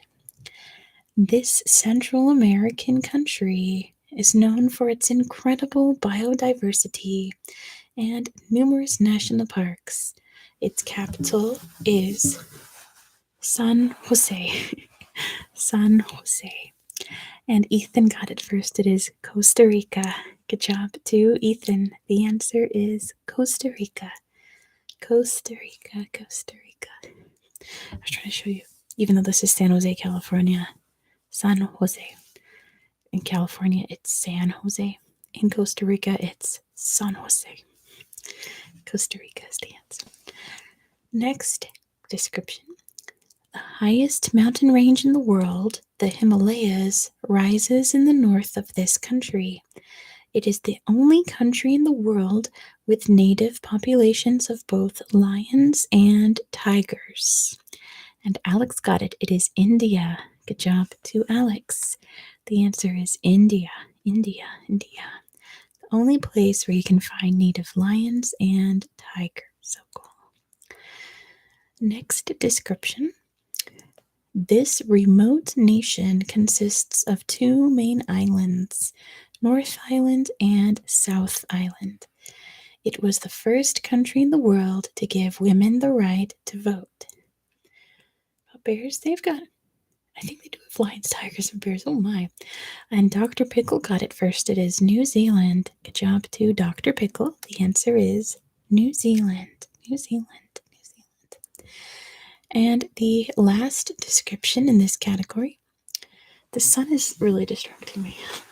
Grab this. There we go. Hello. Shout out to Women's History Month, says Ditto. That's very true. There we go. That's better. Now you can see me a little better. All right, last one. One of the largest nations in South America, the name of this country's capital city translates to good airs or fair winds. Good airs or fair winds. So Ethan got this one. It was Argentina. Good job to Ethan. The answer is Argentina. Argentina. All right. This next category is Central and Southern Africa. So let me adjust a little bit. The thing about being cozy in bed doing trivia is that I keep sliding down into the bed. But it is more comfortable than having to sit really rigid and tall in my chair, so it's fine. Anyway, Central and Southern Africa. First question. What geographical feature covers most of South Africa? Not Southern Africa, just the country of South Africa.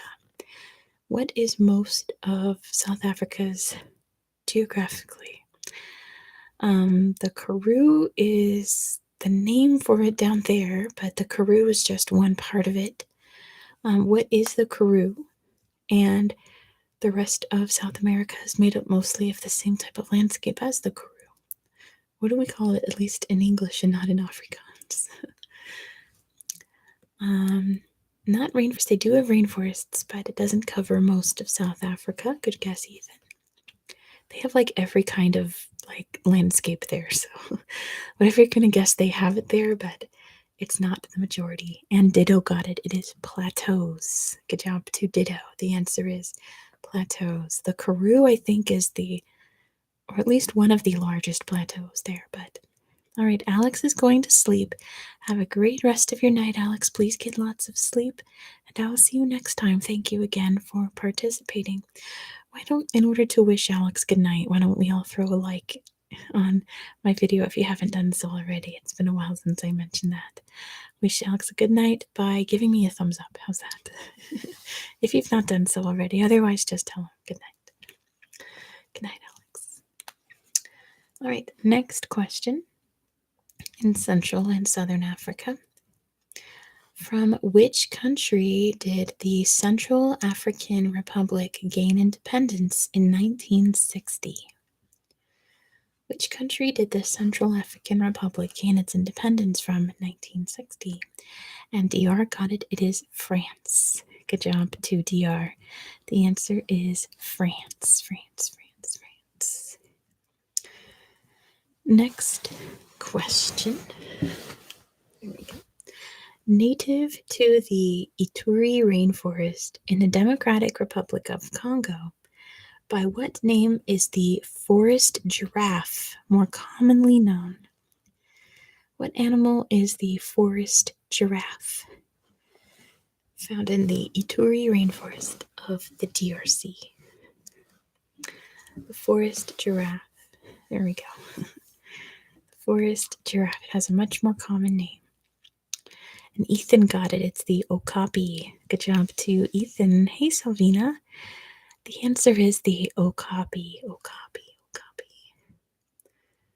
Oh, dear. This one's really hard. I'm going to skip that one. All right, next question. The name Gabon comes from a Portuguese word meaning what? The word Gabon comes from a Portuguese word meaning what? What does Gabon? Oh, not prawn. Is it? There's a country over there that comes from the Portuguese word for prawn. But I don't think it's Gabon. Oh no, Ashna said shrimp. Where have I heard that before? Oh well. Hey, Stan Talent. It's not named after a food. Not swamp. The name Gabon comes from the Portuguese word meaning what? Gabon means shrimp in Spanish, yeah. I think I heard it at some point referring to shrimp, but that's not where they got the name from. Gabon comes from the Portuguese word. It's a type of clothing item, I'll give you that. Oh, Ditto got it. It's cloak. Good job to Ditto. The answer is cloak. Next question. We're moving on from this. Botswana is Africa's largest producer of which gemstones? Botswana is Africa's largest producer of which gemstones? And DR got it. It is diamonds. Good job to DR. The answer is diamonds. Next question. More than 80% of mountainous Lesotho is located at least 1,800 meters above sea level, earning it what nickname? What is Lesotho's nickname? What nickname do they give Lesotho? No, Ashna. It's a nickname they're really proud of over there. What is Lesotho's nickname? I'll start giving you hints if no one gets it. Lesotho High. Ditto, you're on the right track there, Ditto. It does have the word kingdom in it. does have the word kingdom in it. Dr. Pickle got it. The Kingdom of the Sky. Good job to Dr. Pickle. Their nickname is the Kingdom of the Sky. What was I watching? I think it was when I was researching Lesotho. That when you get off at the airport there's a big banner that says, "Welcome to the Kingdom of the Sky." Isn't that cool? Next question.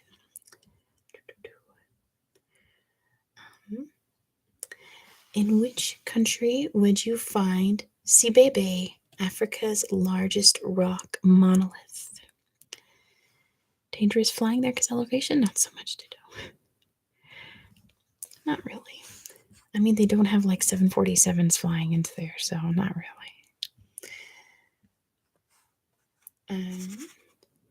Not DRC, not Uganda. Think small. Think a small country.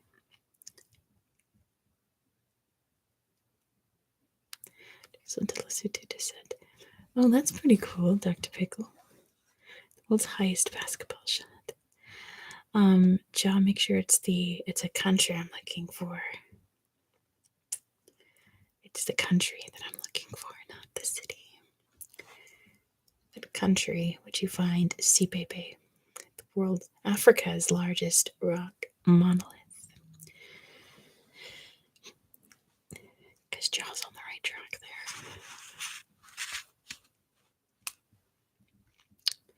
What country would you find Sibebe, Africa's largest rock monolith?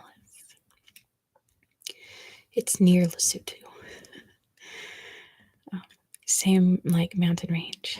And Dr. Pickle got it. It is Eswatini. Good job to Dr. Pickle. The answer is Eswatini. Eswatini. All right, this next one you're going to get because it's a flag question. It says Mozambique is only one of 2 countries to feature what object on its flag? You probably haven't heard of it, Ditto, because it used to be called Swaziland, but it officially changed its name in 2019 to Eswatini. I guess I'll give that to DR. They just wanted a firearm, not so much the type of gun it is. They just wanted that it has a gun on it. So good job to DR. The answer is just a firearm. Next question. What's the capital of Angola? What is the capital of Angola? Angola, Angola, Angola. What's the capital of Angola? Angola. And DR got it. It's Luanda. Very good to DR. The answer is Luanda. Luanda. Luanda. Next question. What is the national bird of Namibia, Zimbabwe, and Zambia? And you can see it on Zambia's flag too. And I guess technically Zimbabwe's flag too. What's the national bird of Namibia, Zimbabwe, and Zambia? I'm going to give that to Ethan. It is an eagle. Yes, it's the African fish eagle, but I'm going to give that to Ethan. Eagle is acceptable. So good job to Ethan. The answer is an eagle. An eagle. Next question. Yeah, exactly, Ashna. I wouldn't have asked it if it was a complicated bird. Zimbabwe has 16 official languages. Which is the most widely spoken? What's the most commonly spoken language in Zimbabwe? And DR got it. It is Shona. Good job to DR. The answer is Shona. Shona is mostly spoken in Zimbabwe. Shona. Next question. Around a third of the world's population of which animal lays its eggs on Gabon's Mayumba National Park each year? A third of the world's population of which animal lays its eggs in Gabon's Mayumba National Park each year?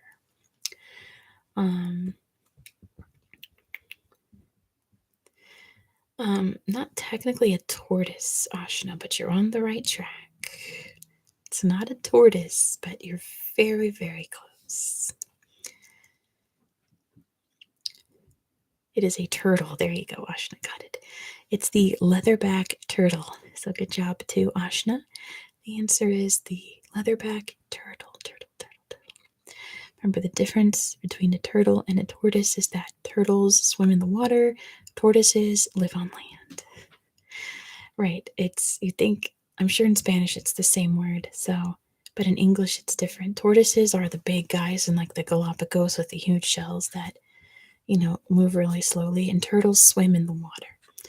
So that's the difference in English between turtles and tortoises. You lost your tortoise, Ditto? I'm so sorry. Alright, next question. Botswana's flag does not feature the Pan-African colors of red, green, and yellow, but what colors instead? Don't put a tortoise in your yard, says Ditto. Pro tip. What are the colors of Botswana's flag? Very different from a lot of flags in Africa.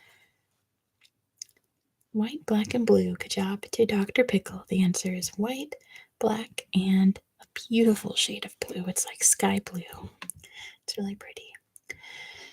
And last question in this category. In which country are the Kalandula Falls, one of Africa's largest falls? And while you guess that, I'm going to sit up because I'm sliding down in the bed. I'm going to have to adjust everything. Where can you find Kalandula Falls, Africa's largest falls? Or, I assume, highest falls. And Ditto got it. It is Angola. Good job to Ditto. The answer is Angola. Let me see that again, because definitely the biggest falls is Victoria Falls, surely. Largest falls, Kalandula Falls. I'll have to look up a picture of that. Because Victoria Falls are pretty big. Okay, moving this cord around me. There we go. Now I'm adjusted. Okay. I will say that sitting in my bed is very, very cozy, but I'm getting very hot. And I keep sliding down. Okay. This next category is monuments and architecture. All of these questions will have to do with monuments and architecture. Maybe largest in volume or width. That's true, Dr. Pickle. The Victoria Falls is very, very wide. I don't know. All right, first question. And kudos to anyone who gets this. If there's any Indians in the chat, you will get it. At 182 meters high, the Statue of Unity in India is the world's tallest statue. Which Indian statesperson does it depict? Who is depicted on the world's tallest statue? It's not Nehru, good guess, but it's not Nehru. It's not Gandhi either. I don't think Gandhi would like to have had a giant statue made of him. Doesn't seem like his style. Nehru definitely, but not Gandhi. Definitely not Lenin or not Buddha either. Good guesses. China's the place where you can find gigantic Buddhas. And Ditto got it. Patel. Very good. It's Vallabhai Patel. Vallabhai Patel. Patel. Good job to Ditto. The answer is Patel. Next question. Excluding pedestals, what is the world's tallest statue of a woman? Excluding pedestals, I think they're talking about the Statue of Liberty there. What is the world's tallest statue of a woman? You can tell me the statue or the country it's in, so it's not the Statue of Liberty. Like the actual statue itself.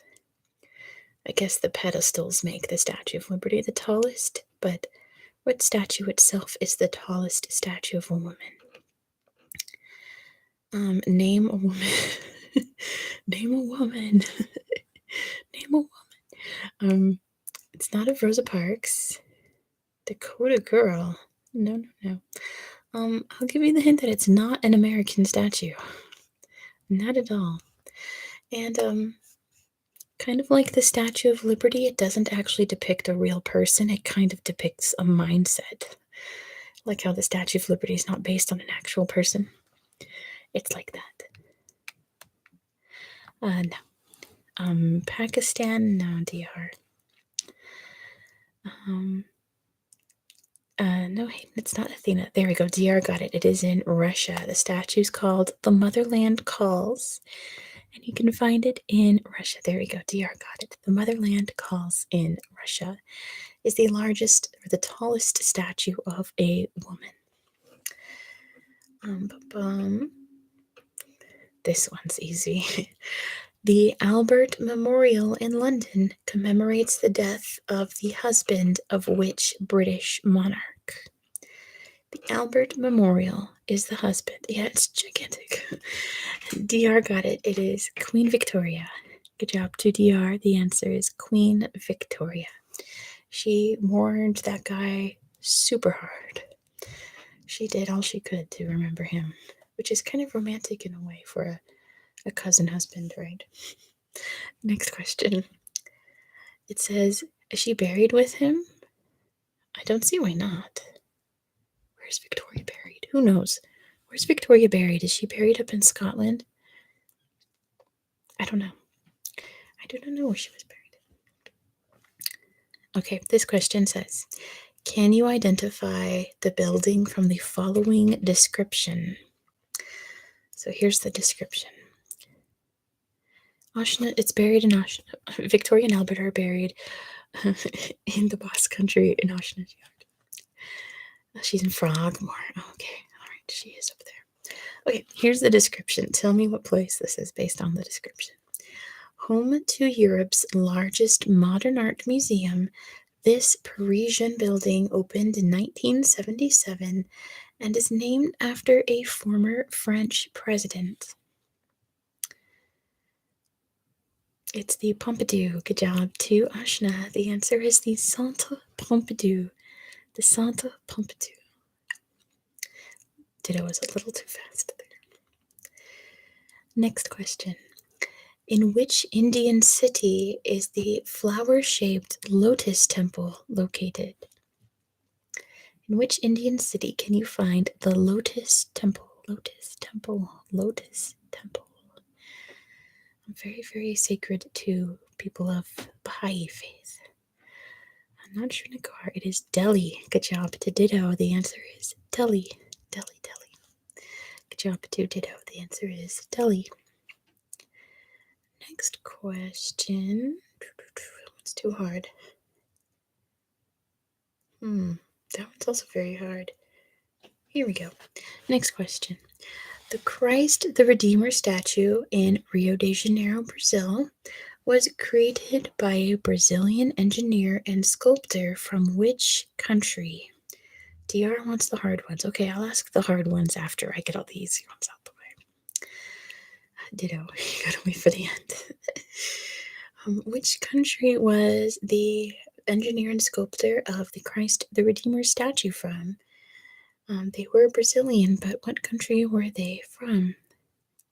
Portugal's a good guess because they speak Portuguese, but it is not Portugal.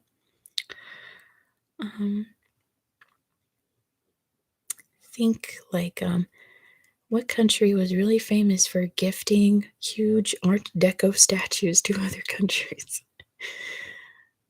It's French. Good job to Ditto. The answer is France. Yes. Apparently there was a phase where French people really wanted to make giant Art Deco statues and give them to other countries, like the Statue of Liberty and Christ the Redeemer.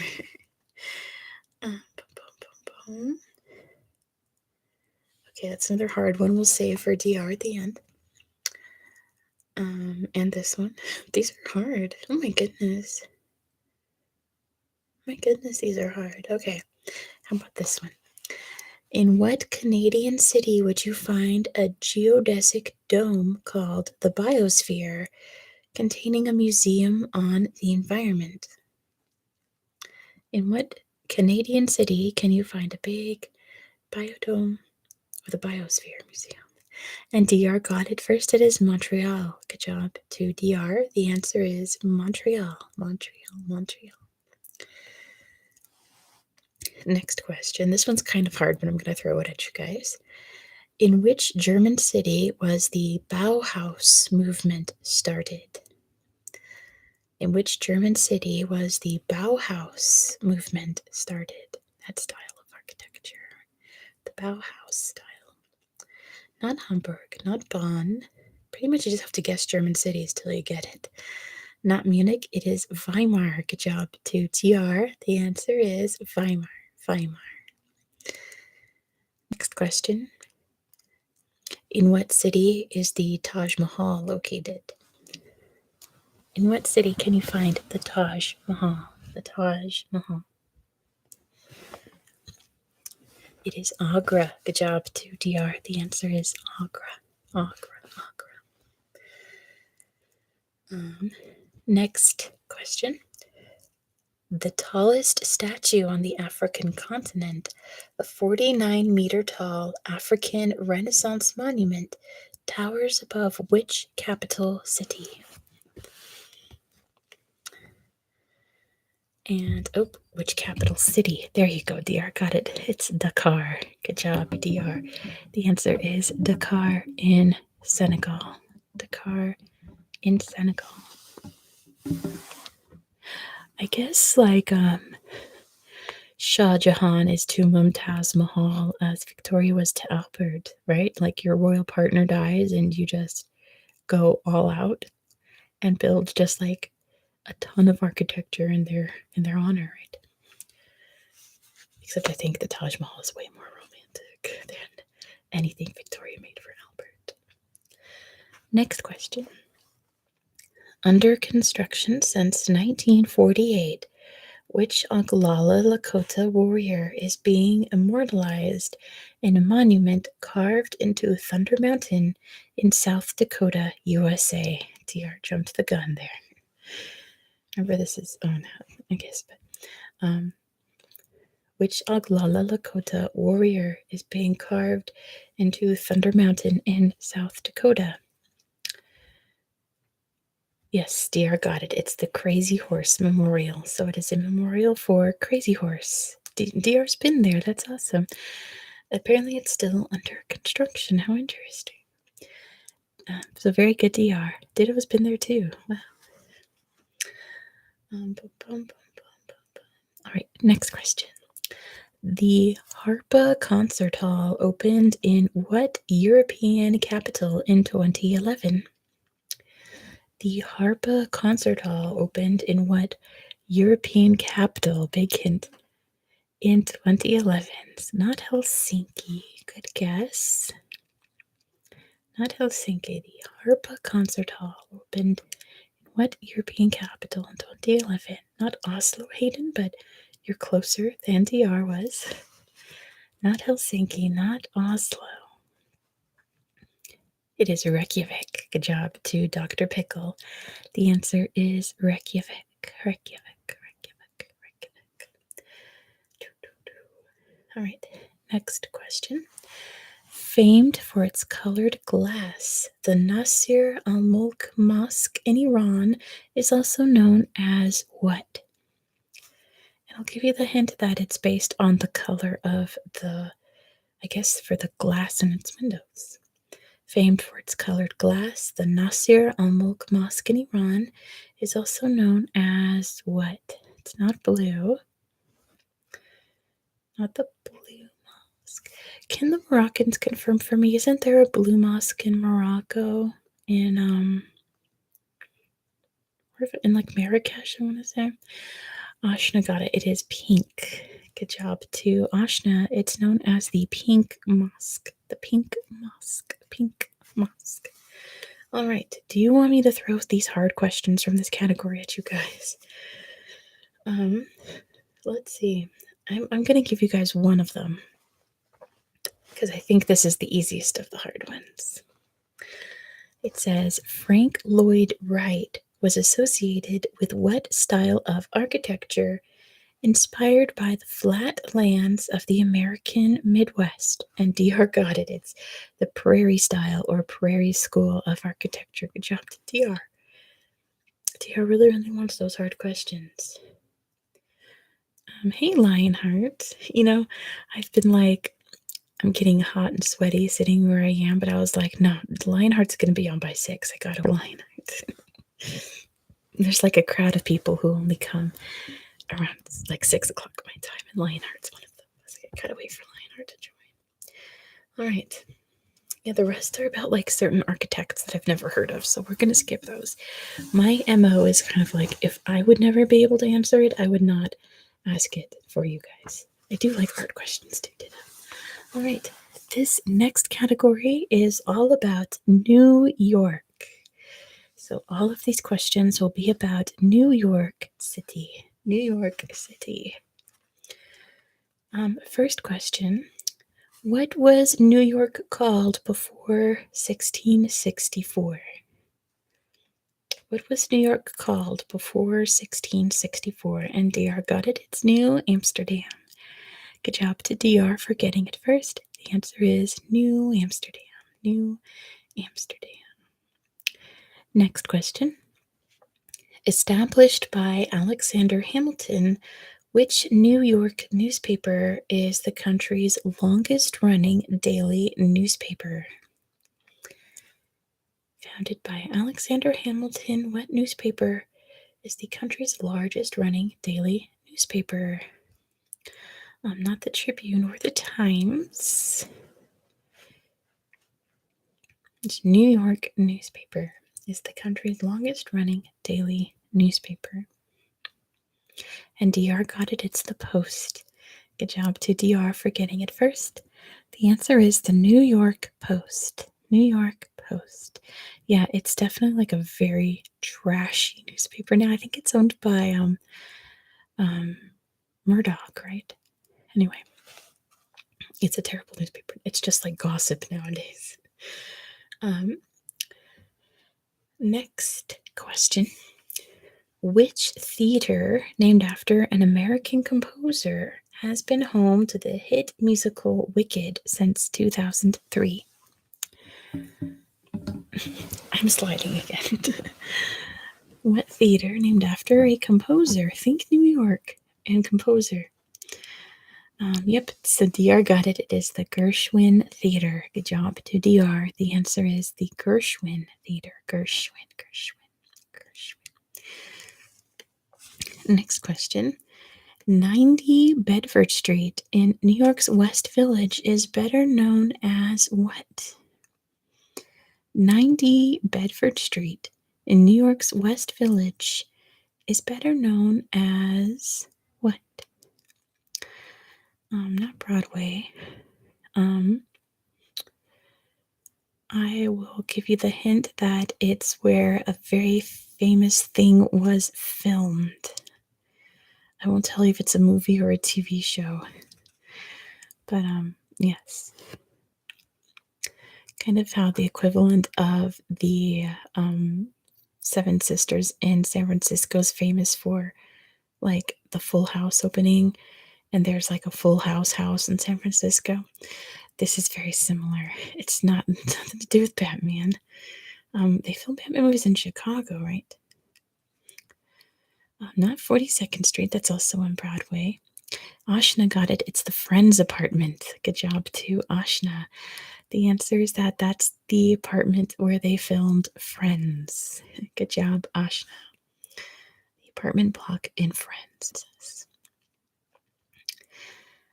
Next question. Oh gosh, this question comes up every single time. Ashna just looked it up on Google Earth. That's amazing. What a coincidence. This comes up every single trivia. The Statue of Liberty was gifted to America by which nation? Which nation gifted the Statue of Liberty to America? And Ditto got it right off the bat. It is France. Good job to Ditto. The answer is France. France. Comes up every single week. Ooh, let's see who gets this one. This one's interesting. The borough of Queens was named after which English queen? The borough of Queens was named after which English queen? Not Mary the First. Not Victoria. There's only one Victoria, so you don't need to say Victoria the First. She's just Victoria. Not Queen Anne. It was not a queen that ruled as queen. She would have been the consort to someone. Not yet. So it was not like a reigning monarch queen. She was just married to the guy who was in charge when the city was founded. She was married to a king, so she did not rule as queen. Not Anne Boleyn. There we go. I'm going to give it to Ditto. It's Catherine of Braganza. Good job to Ditto. It's Queen Catherine of Braganza, married to, George II. I don't know off the top of my head, but yeah. One of those. Charles II. Charles II. Thank you, Ditto. Charles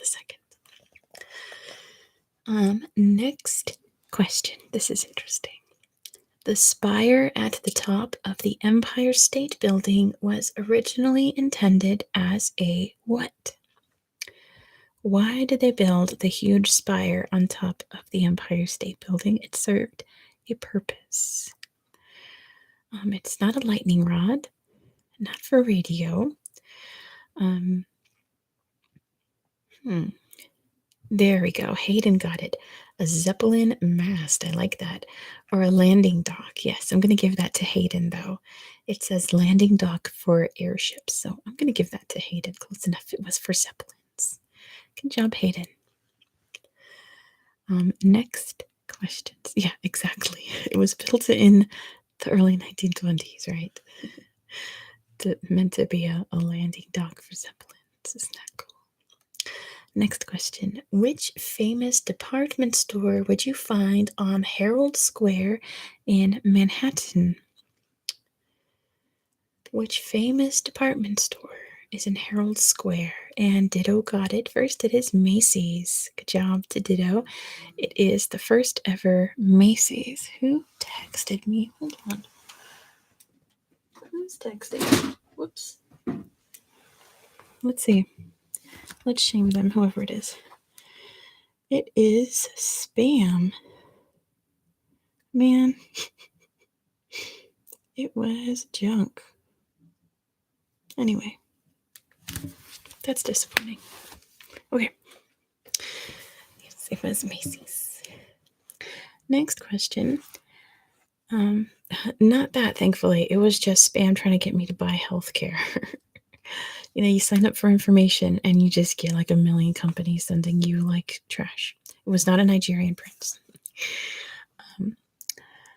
JFK and LaGuardia airports are both found in which borough?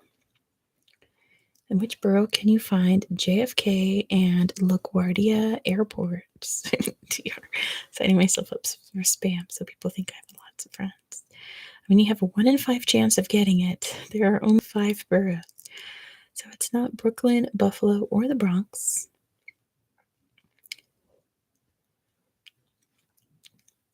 It's narrowed down quite a bit. It is Queens. Good job to DR. The answer is Queens. Queens. So I guess there's 6. Brooklyn, Buffalo, Bronx, Queens, Long Island, Staten Island. Anyway, I've never actually been to New York City, so I do not know, but it is in Queens.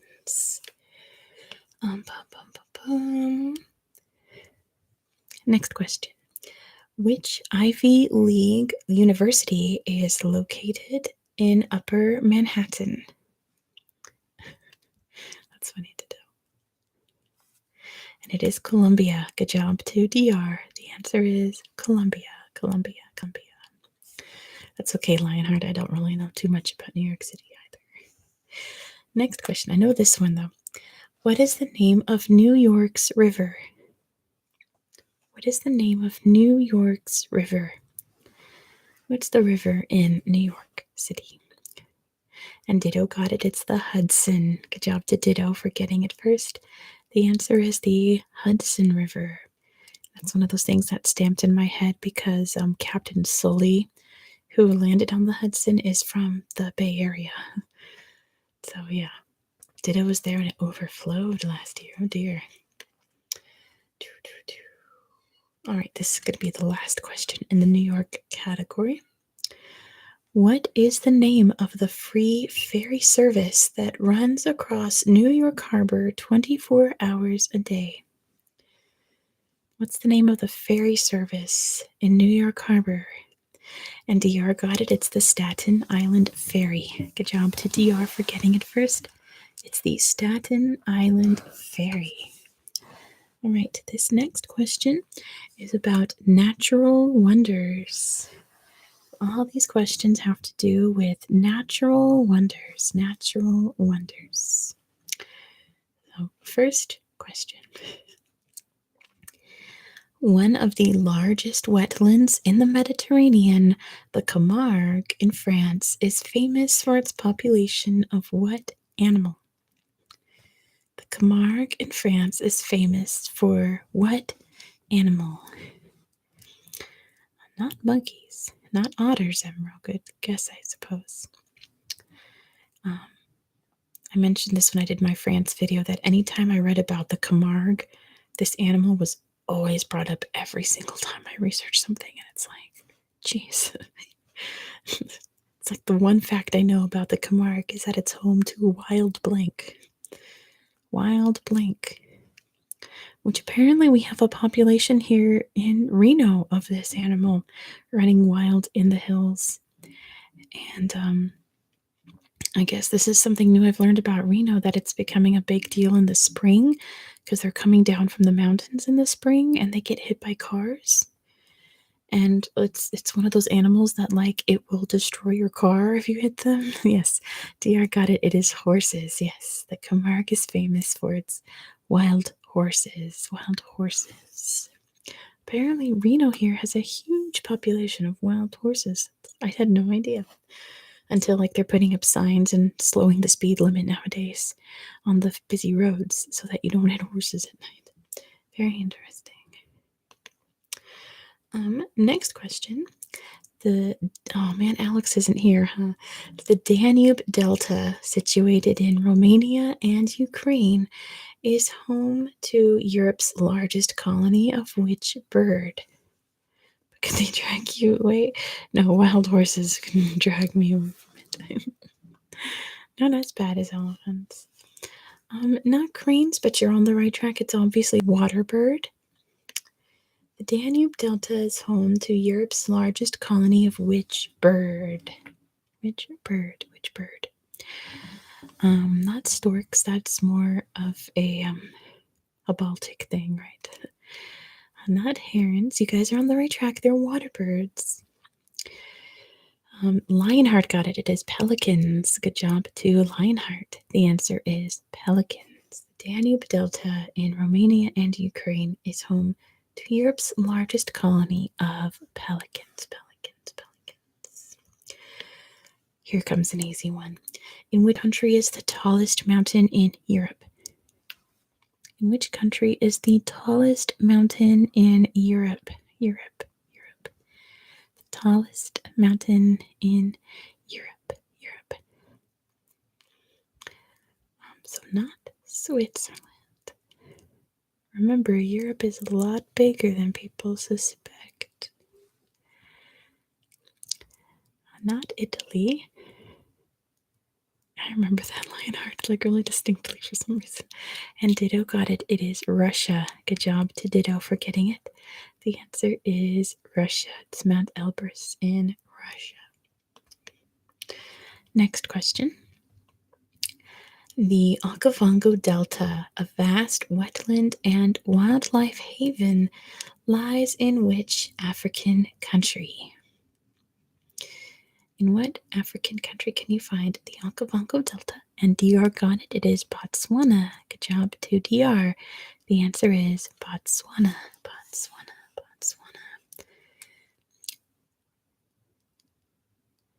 I have, Taskmaster. Yeah. I haven't actually watched a full episode of Taskmaster. I've only seen clips of it. I feel like it's becoming bigger and bigger in the US, and I'm hoping that there's a US Taskmaster soon. Because I know they have it in the UK and New Zealand, and I think Australia, they have a Taskmaster. So I'm hoping that an American one comes soon, because I think that show would do really well in America. Next question. One of the largest cave systems in Europe, the, the Frasassi Caves, are located in which country? The Frasassi Caves are one of the largest cave systems in Europe. Which country is it in? Where can you find the Frasassi Caves? And Ditto got it. It is Italy. Good job to Ditto. The answer is Italy. Hello, Iraq War ASMR.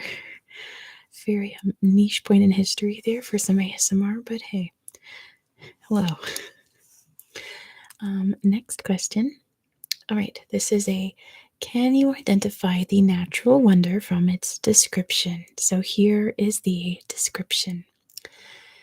A vast region of subtropical wetlands in the USA. It is the only place where the American crocodile and American alligator coexist. Subtropical wetlands in the USA. DR got it. It's the Everglades. Good job to DR. The answer is the Everglades. Everglades. Everglades. Everglades. Next question. This is about one of my favorite animals. Native to the Eurasian steppe. What type of animal is the critically endangered saiga? Gators like marshmallows? I'm sure they do. What kind of animal is a saiga that you can find on the Eurasian steppe? And they are incredibly goofy looking. They are super goofers. They look silly and goofy. Not horses, not wildcats. They look like they're from another planet. And I love them very much. Critically endangered, though. What kind of animal is a saiga found on the Eurasian steppe? Steppe. I don't know what that word is, Leonard. Not a yak, Hayden, but you're on the right track, I suppose. Ditto got it. It's an antelope. Good job, Ditto. Hey, Jazz is here. It is the saiga antelope.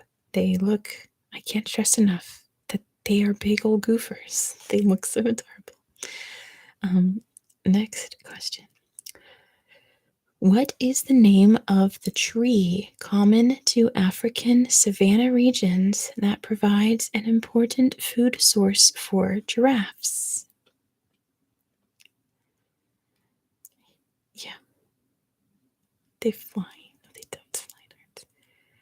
Yeah, they are super goofers. Can't stress it enough, Ashna. What kind of tree is common to African savannas and are an important food source for giraffes? Pretty much if you like picture a tree in the African savanna, it's this type of tree, like the big, like spread out kind of trees. I can't describe them. Like you see them all over Lion King, right?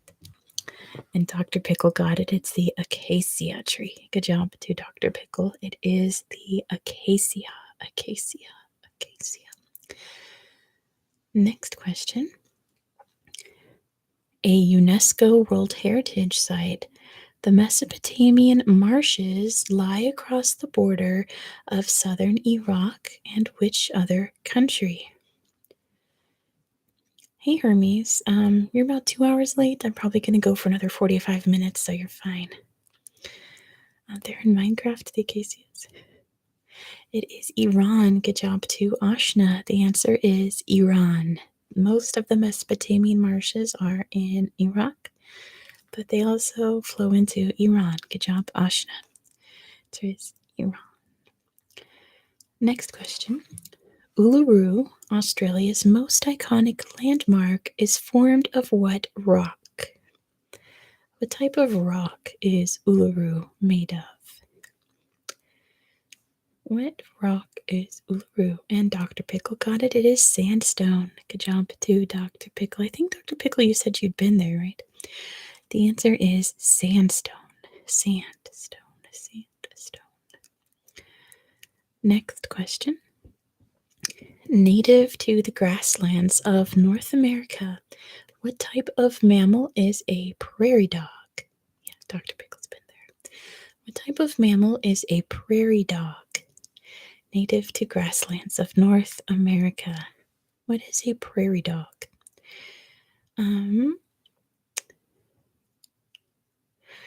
Hayden, a gopher is also this type of mammal. I'm going to give it to Ashna. It is a rodent. A rodent. Good job to Ashna. It is a rodent. Groundhogs, meerkats, all the things you're listing, they're all rodents. So a prairie dog is a type of rodent. And they do carry bubonic plague. That is true, Hemro. Try not to get too close to wild prairie dogs. Ryan threw out a fact for us. It says Serbia produces about 67,000 tons of pears annually. Okay, making it the 26th largest producer of pears in the world in 2020. Oh no, Ditto almost got near the wild prairie dogs. Do not go near the wild prairie dogs. Not only do they bite, but they do carry diseases, so don't get near them. Next question. Speaking of prairie dogs, the word prairie used to describe grassland habitat in North America comes from an old French word meaning what? What? Let me see. So prairie comes from the French word for what? Prairie comes from the French word for what? Not quite grassland, not quite flatland, Hermes. But you're all on the right track. Prairie comes from the French word meaning what? It is a type of grassy area, I'll give you that. Prairie. I'm trying to think of what the French word is, but I don't know it. Ditto does, though, is meadow. Good job to Ditto.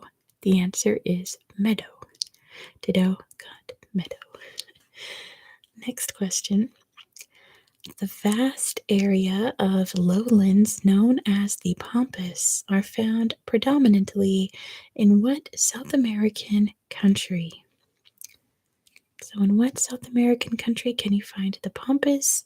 And the answer is Argentina. Good job to DR. The answer is Argentina. Argentina.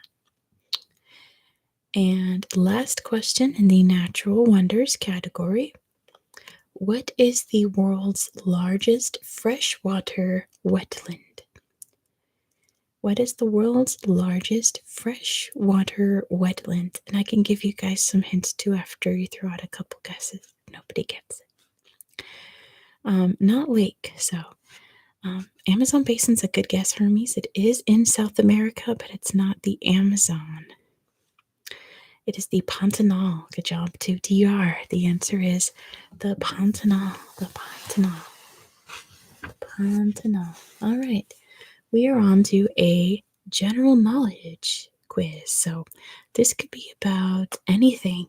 So before we get started, I would appreciate if you guys gave this stream a thumbs up if you've not done so yet. It will spread out the reach of this stream. I'm going to go for probably another half an hour or so. And a lot of people tend to join at this time. So let's go out with a lot of good friends to play trivia with, especially with the general knowledge quiz right there. All right, first question. What was the name of the ship that blocked the Suez Canal for 6 days in March 2021? What boat got stuck in the Suez Canal? And Dr. Pickle got it first. It's the Ever Given. Good job to Dr. Pickle. It is the Ever Given. Ever Given. I think it's that like company that makes the ships. They all start with Ever. So that one is the Ever Given. Ever Given got stuck in the canal. Big boat stuck. Big boat, big stuck. Stuck, big boat. Stuck boat, big. How's that company doing nowadays? I'm sure they're floating along. Next question. Venice's famous Ponte dei Sospiri is a 17th century bridge linking the city's main governmental palace with its prison. What does Ponte dei Sospiri mean? So it's like the most famous bridge in Venice. Has a nickname, the Ponte dei Sospiri. Not quite DR. No clue, says Hermes. And remember, it leads to the prison. So DR got it. It's the Bridge of Sighs. Good job to DR. The answer is the Bridge of Sighs. Yes, it's in Venice. Yes. The big, big bridge in Venice is known as the Bridge of Sighs. Next question. Salt Lake City is the capital of which U.S. state? Who's been paying attention in geography quiz class? And DR got it first. It is Utah. Good job to DR for getting it first. The answer is Utah. Utah. Beautiful city, by the way. Salt Lake City is gorgeous. Next question. Yeah, pay attention in your geography piece studies. Next question. In Norway, lutefisk, a dish made of white fish that's been dried, pickled in lye, and then steamed, is traditionally eaten at what time of year? What time of year do Norwegians eat lutefisk? And Ditto got it. It is Christmas. Good job to Ditto. They eat lutefisk at Christmas. Next question. Bubble tea originated in which Southeast Asian country? Where did bubble tea start? Bubble tea. And Hermes got it. It is Taiwan. Good job to Hermes. The answer is Taiwan. It is a Taiwanese snacky drink that is really, really delicious. I always get kind of like fruity flavors of bubble tea because it kind of tastes like a smoothie a little bit, but like creamier and chewier. Next question. The Netherlands national soccer teams play in what color shirts? Yeah, I like tapioca though. And Lionheart got it first. It is orange. Good job to Lionheart. The answer is orange. If it's about the Netherlands and a color, the answer is orange. Has anything to do about a color of something in the Netherlands? The answer is orange. Just for future reference, it's always orange. Next question. The orangutan is found living in the wild on just 2 Southeast Asian islands. Sumatra is one. What is the other? The orange and blue flag. That would be cool, Hermes. And DR got it first. It is Borneo. Good job to DR. The answer is Borneo. Next question. Oh, I saw a documentary about this, like a mini documentary. What is the name of the commune and free town that was founded in 1971 in the center of Copenhagen and is still inhabited by around 1,000 people? It's really cool. It's a little, like, anarchist colony. DR got it. It is Christiania. Good job to DR. The answer is Christiania. Really interesting place. Apparently, it's like a lot of drugs happen there. Next question. Ooh, my stomach is growling. It is dinner time. I thought it had Freetown in its name, probably, but I think the official name is Christiania. Next question. The Church of Our Lady Mary of Zion in Aksum, Ethiopia, claims to hold which religious object? Allegedly, you can't go look at it. Allegedly, what ancient object is in the Church of Our Lady Mary of Zion in Aksum, Ethiopia? And Hayden got it. It is the Ark of the Covenant. Good job to Hayden. Allegedly, it holds the Ark of the Covenant. There are armed guards outside. You cannot go in. So nobody knows if it's actually there, but they say it is. They certainly claim that it's there. I just filmed, the entire thing, tablets and all. I just filmed a video that you're going to see in 2 weeks about Ethiopia, and every Ethiopian Orthodox church has a copy of the Ark of the Covenant. It's really cool. I like that. Next question. In 1950, what two cities became the first in the world to be classed as megacities? Cities with a population of over 10 million. All right, so give me two answers. Lucas Graham's from Christiania. That's cool. One of them is New York.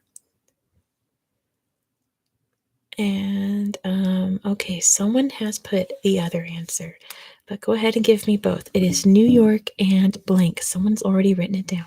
Ditto, got it. It is New York and Tokyo. Good job to Ditto. New York and Tokyo were the first megacities. New York and Tokyo. Ditto says IDK what the Ark of the Covenant is. It's when Moses brought down the 10 Commandments. I'm not a Christian, so this is what I believe it is. The 10 Commandments are housed in the Ark of the Covenant, and according to Indiana Jones, if you look in it, you will melt. You will explode. So don't do that. Next question. What is the capital of Papua New Guinea? What is the capital of Papua New Guinea? Papua New Guinea. Really, Leonard? Because it's not really a Catholic thing, is it? And DR got it first. It is Port Moresby. Good job to DR. The answer is Port Moresby. Port Moresby. Port Moresby. Port Moresby. Next question. Some politics for you. Who did Barack Obama succeed as president of the United States?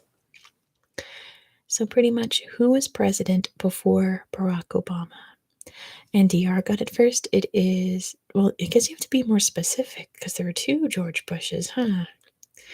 So I'm going to give that to DR and to Ashna, who specified it is George W. Bush.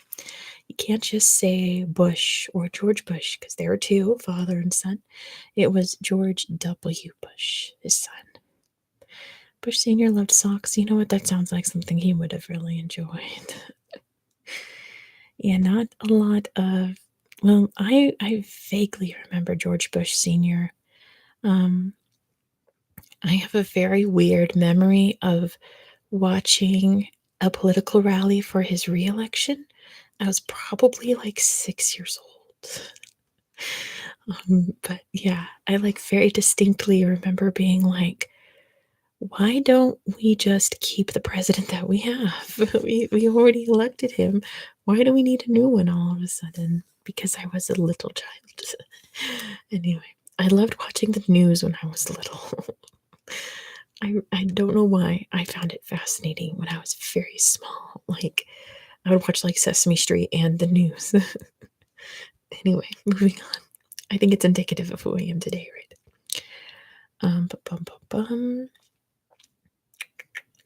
The National University of San Marcos, the oldest continuously operating university in the Americas, is in which country?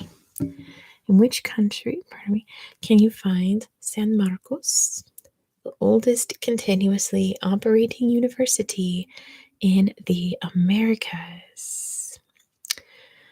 Chile is the closest guess, but it is not Chile. I'll give you that it is in South America. If you know how the spread of Spanish colonization happened in South America, you know what country it would be in. It was Peru. Good job to Hermes. The answer is Peru. It's in Peru. The Spanish loved Peru. Well, it had a lot of gold, so yeah, it was in Peru. Next question. Oh, this is going to be the last one in this category. Hey, Mandy J's here. Yeah, loved, right? Who was the first president of Russia? Another political question. Who was the first president of Russia? The first president of Russia. The first president of Russia. It was, yes, Yeltsin. So Ashna got that first. It was Boris Yeltsin. Good job to Ashna. It is Boris Yeltsin. Boris Yeltsin. I'm not going to turn his name into an ASMR trigger. I shouldn't do that with any politician. All right. This next quiz is all about China. So get on your thinking hats with all the knowledge you know about China. So here we go. Questions about China. Starting off with, of course, what is the capital of China? What's the capital of China? What is the capital of China? And Hermes got it. It is Beijing. Good job to Hermes. The answer is Beijing. Hermes is like, I only know the cities, and the first question is about a city. Ashna, I would never do that. ASMR. If someone requested that, that would be a hard no. Not just because it's who it is, but like any politician makes it weird. Especially politicians like him. Anyway, next question. When does Chinese New Year begin? When does Chinese New Year begin? And don't try to be specific because it's not specific.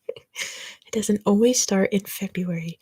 Basically, what's the time frame that the Chinese New Year can begin? Yeah, thanks, Ditto.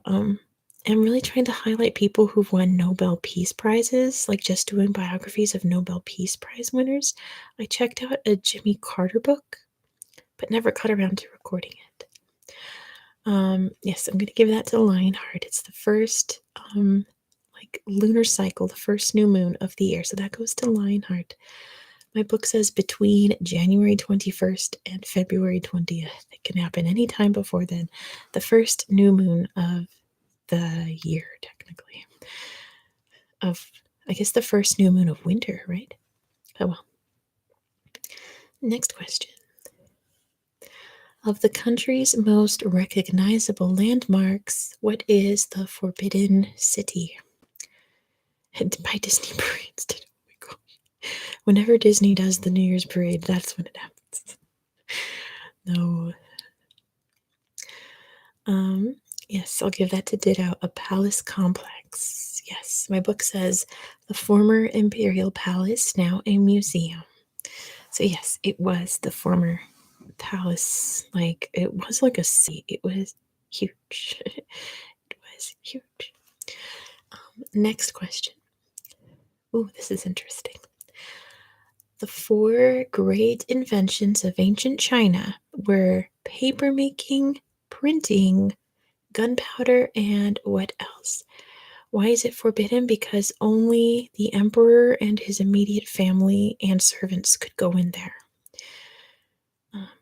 Yeah, it was forbidden to anyone else. No one else could go inside until the revolution. No one's got it yet, by the way. Paper making, printing, gunpowder, and what else? So fireworks counts as gunpowder because that's what they used gunpowder for, was to make fireworks. They didn't.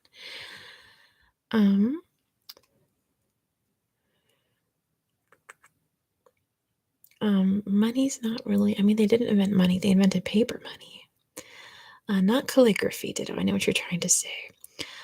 It was a device you can hold in your hand. Let me give you that hint. And I'll get more and more specific if you guys need it.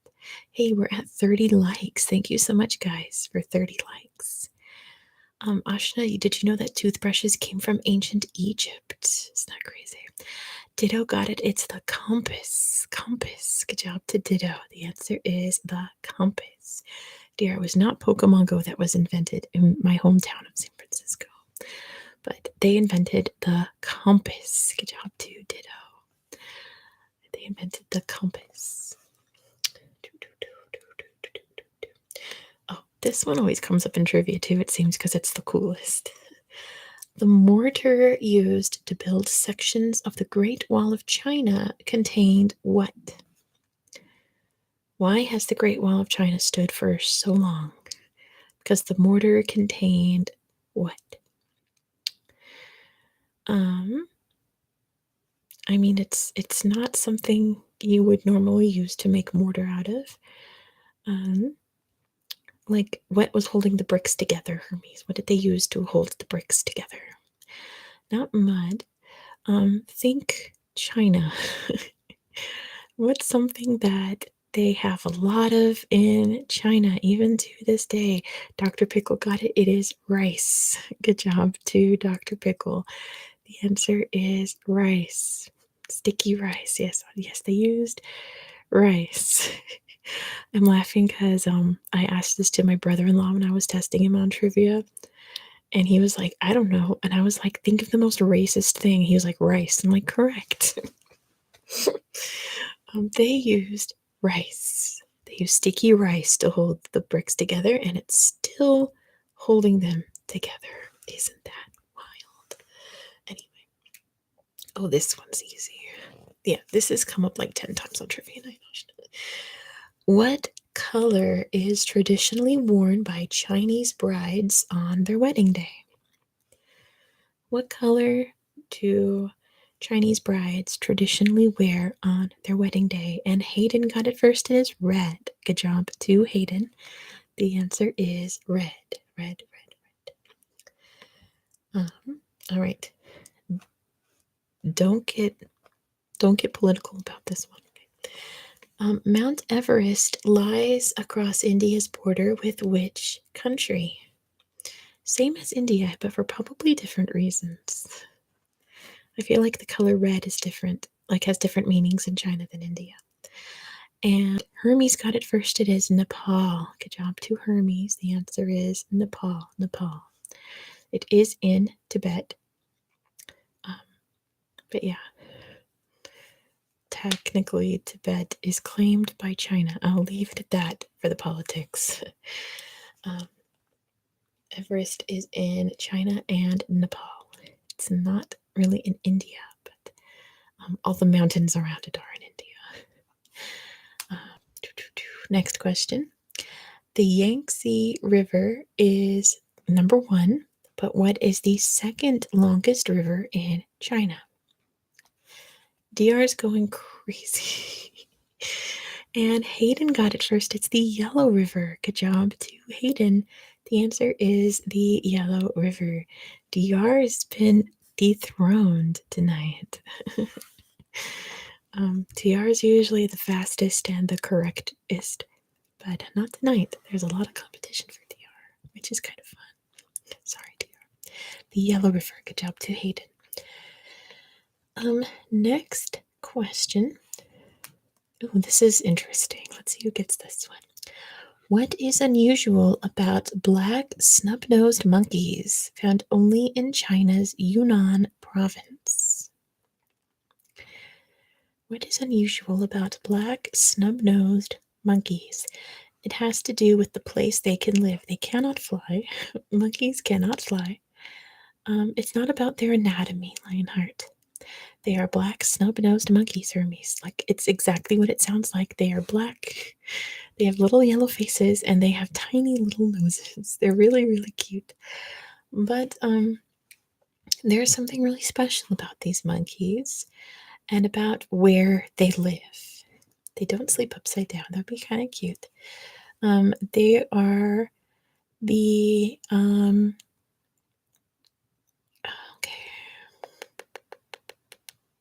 okay.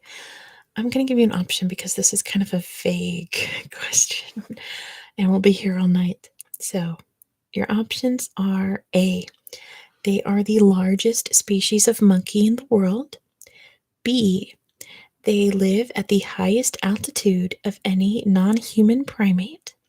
Or C, they only come down to the ground once a week to poo. So I'll give that to DR. The answer is B. They live at the highest altitude of any non-human primate. They live in the highest place of any other primate other than humans, of course. Humans live wherever they want.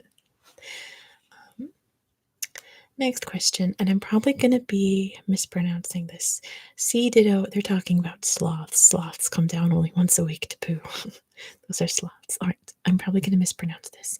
What is Tangwan? A dessert that is traditionally eaten on the final day of Chinese New Year celebrations. Tangwan. Tangwan. My stomach is growling. This sounds really yummy. these I've eaten these. They're yummy. Tangwan.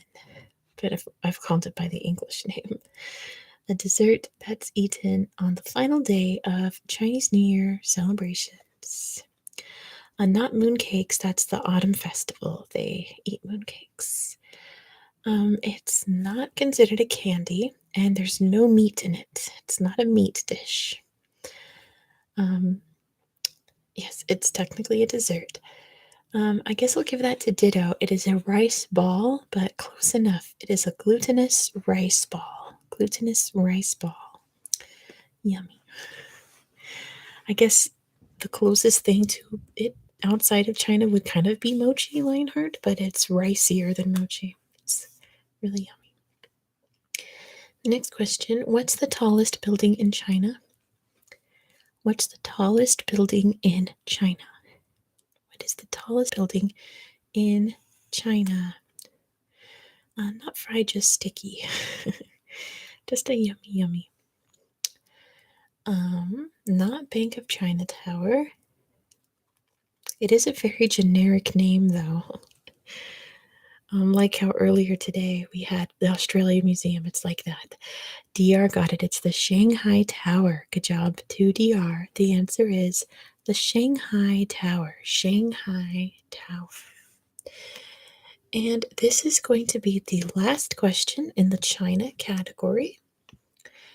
In Imperial China, the emperor wore robes with embroidered dragons. What creatures featured on the empress's robes? You don't say Taipei 101, Ditto. We're not opening that can of worms. Not a tiger, not an elephant. Your hint is that the emperor had dragons. So think about animals that don't actually exist, that are kind of more feminine, I suppose. The emperor wore dragons. What creatures were on the empress's robes? And Ditto got it. It's a phoenix. Good job to Ditto. The empress wore phoenixes on her robes. All right, this next question, this next category, should we do a poll real quick? Ooh, actually, I want to do this one first. I've been looking forward to this one. This category is called Around the World in 25 Journeys. Around the World in 25 Journeys. Except I'm only going to ask you 24 questions because one of them was a year, but I might ask it because it's about one of my favorite things. So we'll see. Maybe we'll do 25. All right. Around the World in 25 Journeys. First question. Covering nearly 776 square. What? I assume kilometers. It just says square. All right. 776 square kilometers, I assume. Which of these is the world's. Oh, what is the world's largest airport? It gives you options, but you guys know it, I'm sure. What's the world's largest airport by size, by area? It is not Denver or Heathrow. This has come up a couple times in my trivia. Think about an airport that a lot of pilgrims have to go through. I can't get any more specific than that without giving it away. Think of it's not in Mecca. There are no airports in Mecca. So what airport do you have to go to get to Mecca? I don't think you can even fly over Mecca. It is in Jeddah. What's the name of the airport? Who knows the name of the airport? It is named after a king. There we go. DR got it. It's King Fahd International. Good job to DR. The answer is King Fahd International Airport is the largest airport by area. Next question. The world's longest bus route, the Transoceanica, shuttles passengers 6,000 kilometers between cities on either side of which continent? Continent. Give me the continent. The world's longest bus route goes from the end of one continent to the other. It's called the Transoceanica, and it is South America. Good job to Dido. The answer is South America. South America, that is a long bus ride. Worse even than like American bus rides. I've taken a bus from San Francisco to Los Angeles, and that was a lot. That was exhausting. Next question. The narrow gauge railway that jogs up the Himalayas of West Bengal, India, shares its name with which type of tea? Ditto's mom has been on that bus ride. What's the name of the train line in the Himalayas? Bengal. And DR got it. It's the Darjeeling. Good job to DR. The answer is Darjeeling. Darjeeling. Next question. Traditionally, what color are the taxis in New York? What color are New York City taxis?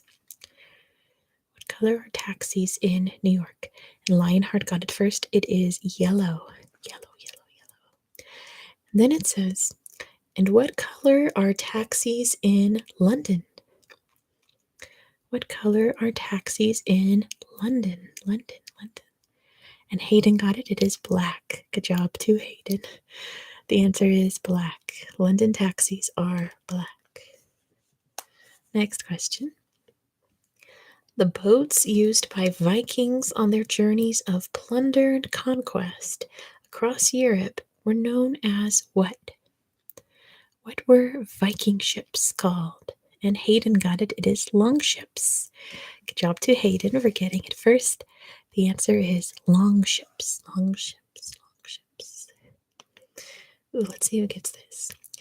Common to cities of East Africa, what is a boda boda? What is a boda boda? And remember, this quiz is kind of about like transportation and stuff, right? It's not really a rickshaw, but it kind of serves the same purpose as a rickshaw, kind of, sort of. In cities of East Africa, not East Asia. It's not on foot. Similar to a tuk-tuk? Yes, Jazz. Quite similar to a tuk-tuk. This is called a boda boda. So what is a boda boda? It's very similar to a tuk-tuk. And Dr. Pickle got it. It's a motorcycle taxi. Good job to DR. The answer is a motorcycle taxi. Motorcycle taxi. Next question. In what country was the hot air balloon invented? Like a moped, but it's for driving people around all night. And Hayden got it first. It is France. Good job to Hayden. The answer is France. Hot air balloons were invented in France. Next question. The intercity bus service, founded in the USA in 1914, is named after which animal? Which animal are the US bus services named after? And Hayden got it first. It is the greyhound. Good job to Hayden. The answer is greyhound. Greyhound. All right. Here's one specifically for any Brits out there. I don't know who else would be getting this. On the London Underground map, which line is colored black?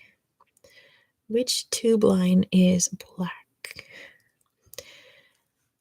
There's like a lot of different lines in the underground. Which one is painted black? Oh, they're not sorted by numbers, Ashna. They have names. My stomach is growling. We're going to do one more quiz after this, and I'm going to put it up in a poll. Let you guys vote. You are very close, Hayden. Ditto got it. It's the northern. Good job to Ditto. I'll give that to you. It is the northern. Looks like you frantically tried to type those in. The northern line is black. Next question. What country has more bicycles per person than any other? What country has more bicycles per person than any other? And DR got it. It's the Netherlands. Good job to DR. The answer is the Netherlands. Netherlands. Next question. This one's interesting. Hey, Jay. In what European country would you find airports with these three codes? CGN, FRA, and BER. Oh, okay. I was like, I know what the last two are, but I had to think about the first one. I got it. Lionheart got it first. It is Germany. Good job to Lionheart. Those are the airport codes for Cologne, Frankfurt, and Berlin.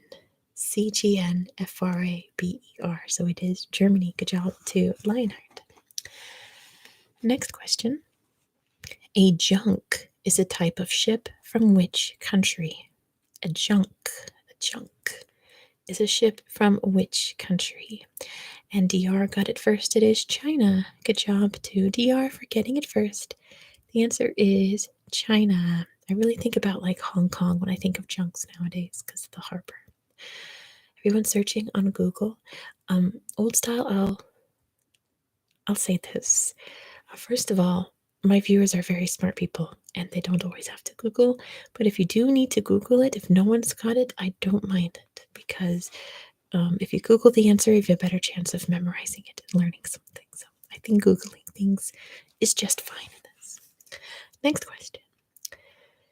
If you're riding the train known as a gon or can, I'm not sure, what country are you traveling across? Yeah, there's no time to Google. Everyone here knows the answers. DR got it first. It is Australia. Can Dr. Pickle or someone tell me how to pronounce it? Ghan. Is it gone or gan? Because it looks like gone, but I think with an Australian accent it would be more like gan. Anyway, let me know. I want to know. Next question. And what rhymes with can? Okay, I thought so, Dr. Pickle. Hey, Jessica. Exactly. Like, even if you don't know the answers, you can just sit back and relax and learn stuff, right? Kind of the main point of the streams is to relax you. Next question. In what country is the luxury car from Bugatti Automobiles based? In which country do Bugattis come from? And Lionheart got it. It is France. Good job to Lionheart. The answer is France. Named after the Afghan camel traders. Got it. That's cool because the camels. What color is your Bugatti? They come from France. Next question. A popular form of transport in the Philippines. What is a jeepney? Jeepney. What is a jeepney? Jeepney in the Philippines. Not look like a tuk-tuk or a bike or scooter. It's a little bigger. It's not a water taxi. It's bigger than a cart, Pink Shark. A jeepney. A little bigger than a truck, Lionheart. There we go. Ashna got it. It's a bus. Good job to Ashna. The answer is it's a form of bus. It's kind of like a big van or truck, but it's used as a bus. Next question. Used to zip between Greek islands, the super fast boats known as hydrofoils have been given which local nickname? A hydrofoil. Remember, they are Greek. It's a big hint. What's like the big animal associated with Greece that swims? Hydrofoils have been given what local nickname? Greek copters. Poseidons. No. Think of an animal. Animal that Greek people love very, very, very, very much. It's pretty much Greece's national animal. That swims in the water. Hydrofoils have been given what local nickname in the Greek islands? Super fast boats. We'll give that to Ditto. They are called flying dolphins. Good job to Ditto. The answer is the flying dolphin. Dolphin. Next question. Named after its German inventor, what was the dominant form of airship in the early 20th century? What was the most popular form of airship named after its German inventor? And Hayden got it first. It's the Zeppelin. Good job to Hayden. The answer is the Zeppelin. Are there real dolphins in Greece? Yes, there are. In the ocean, obviously. Yes. Oh my gosh, I love this movie. Next question. In the 2000 film The Terminal, Tom Hanks stars as a man stuck in which U.S. airport? Yeah, Zeppelin is a kind of blimp or airship. Yes. And Hayden got it first. It is JFK. Good job to Hayden. In The Terminal, he's stuck in JFK. That movie's based on a true story of a guy who was stuck in, I believe it was Charles de Gaulle. But then he got exposed for not actually being stuck. He was lying. He was just there because he wanted to live in an airport. But he would tell people that he was stuck. I love Catherine Zeta-Jones. Have you seen her on Wednesday? She's amazing. I love Catherine Zeta-Jones. Next question. Let's skip this one. Skip that one. Okay. Used in much of East Africa, what sort of vehicle is a dhow? Used in much of East Africa, what sort of vehicle is a dhow? And DR got it. It's a boat. Good job to DR. A dhow is an old-timey kind of boat.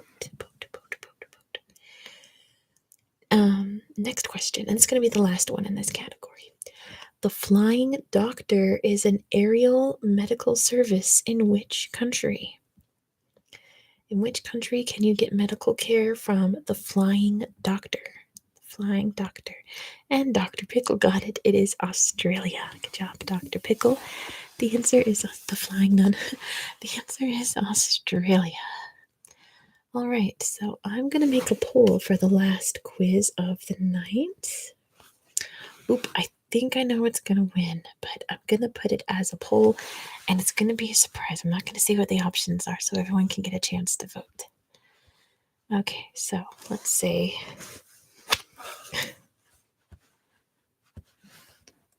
have some typing sounds. Last quiz. Question mark. Okay, so we have, all right.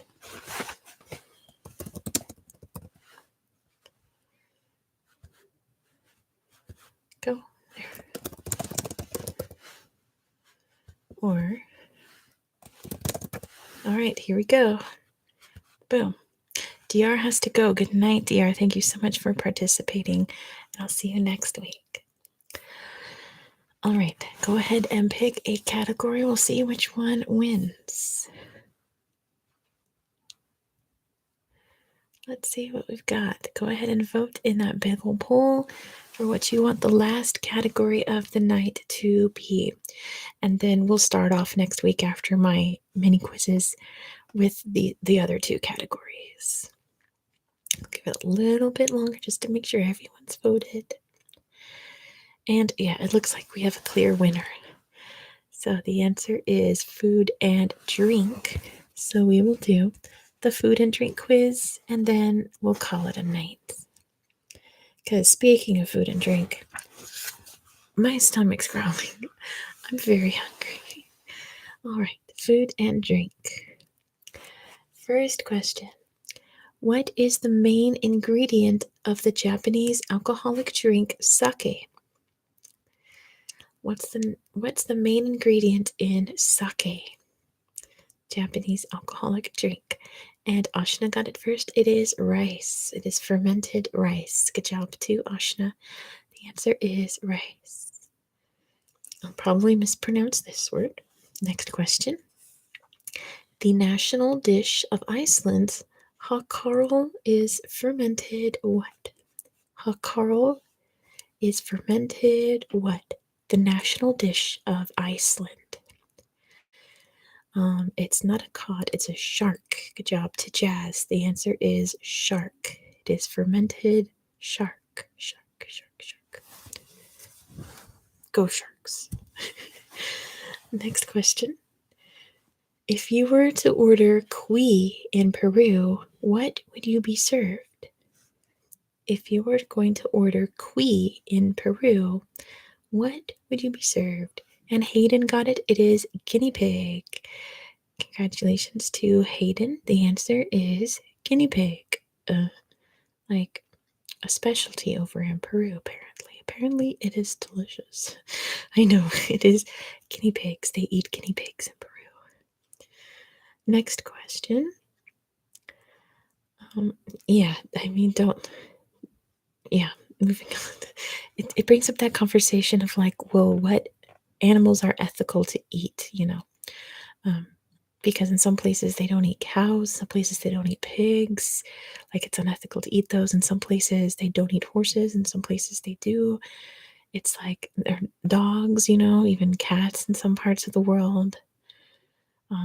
In some places mice are a delicacy. Like it's weird how around the world certain animals are taboo to eat. So, yeah, exactly. Moving on. Parmesan is an Italian hard cheese made from the milk of which animal? Which animal's milk is used to make Parmesan? Yeah, in some places they eat sharks, right? I'm just gonna let it go until someone gets it. Oh, Ashna got it. It is cows. Good job to Ashna. The answer is cow milk. They make Parmesan using cow milk. Oh, bum, bum, bum. Ooh, interesting. I like this. This is kind of long. Next question. Yeah, it's the best cheese, right? Best for spaghetti. Mozzarella is great.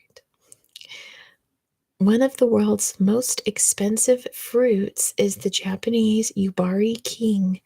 In 2019, a pear sold for a record-breaking 5 million yen. What type of fruit is it? What type of fruit is the Japanese Yubari King? And Jazz got it. It's a melon. Good job to Jazz. The answer is a melon. They are melons. If you guys had Japanese pears, oh my gosh, they taste like candy. They're so good. Japanese fruits are top-notch fruits. Next question. Ooh. In Cornwall, England, a local delicacy is stargazy pie. What is it? What's a stargazy pie? Describe to me what that kind of food is. It's not oysters. There is seafood involved. It is a kind of pastry, technically, Hayden. You have to describe because it's a very specific kind of food. It is a type of pie. Not eels, I don't think. Maybe some forms, but not the ones I've seen. A stargazer is a fish. Yes, Jazz. Now, put all those hints together that I've brought out. It is a fish pie. I'll give that to Hayden. It is a fish head pie where the fish heads are poking out of the top of the crust. So it is a type of fish pie, but the fishes are looking at you from the crust of the pie. Really weird. Really strange. Next question. In the Indian dish sagaloo, what does the aloo refer to? In sagaloo, what is aloo? And they say American foods over the top, yes. Jessica got this one. It is potatoes. Good job to Jessica. The answer is a potato. Potato, potato, potato. It is a potato. Good job, Jessica. Next question. Which French city is at the center of the Champagne wine region? Or Champagne wine region, right? Yeah, congrats, Jessica. You got one. What French city is the center of the Champagne wine region, or as we say in America, Champagne wine region? Not Lyon. Lyon's kind of south of this area, I think. Not Bordeaux.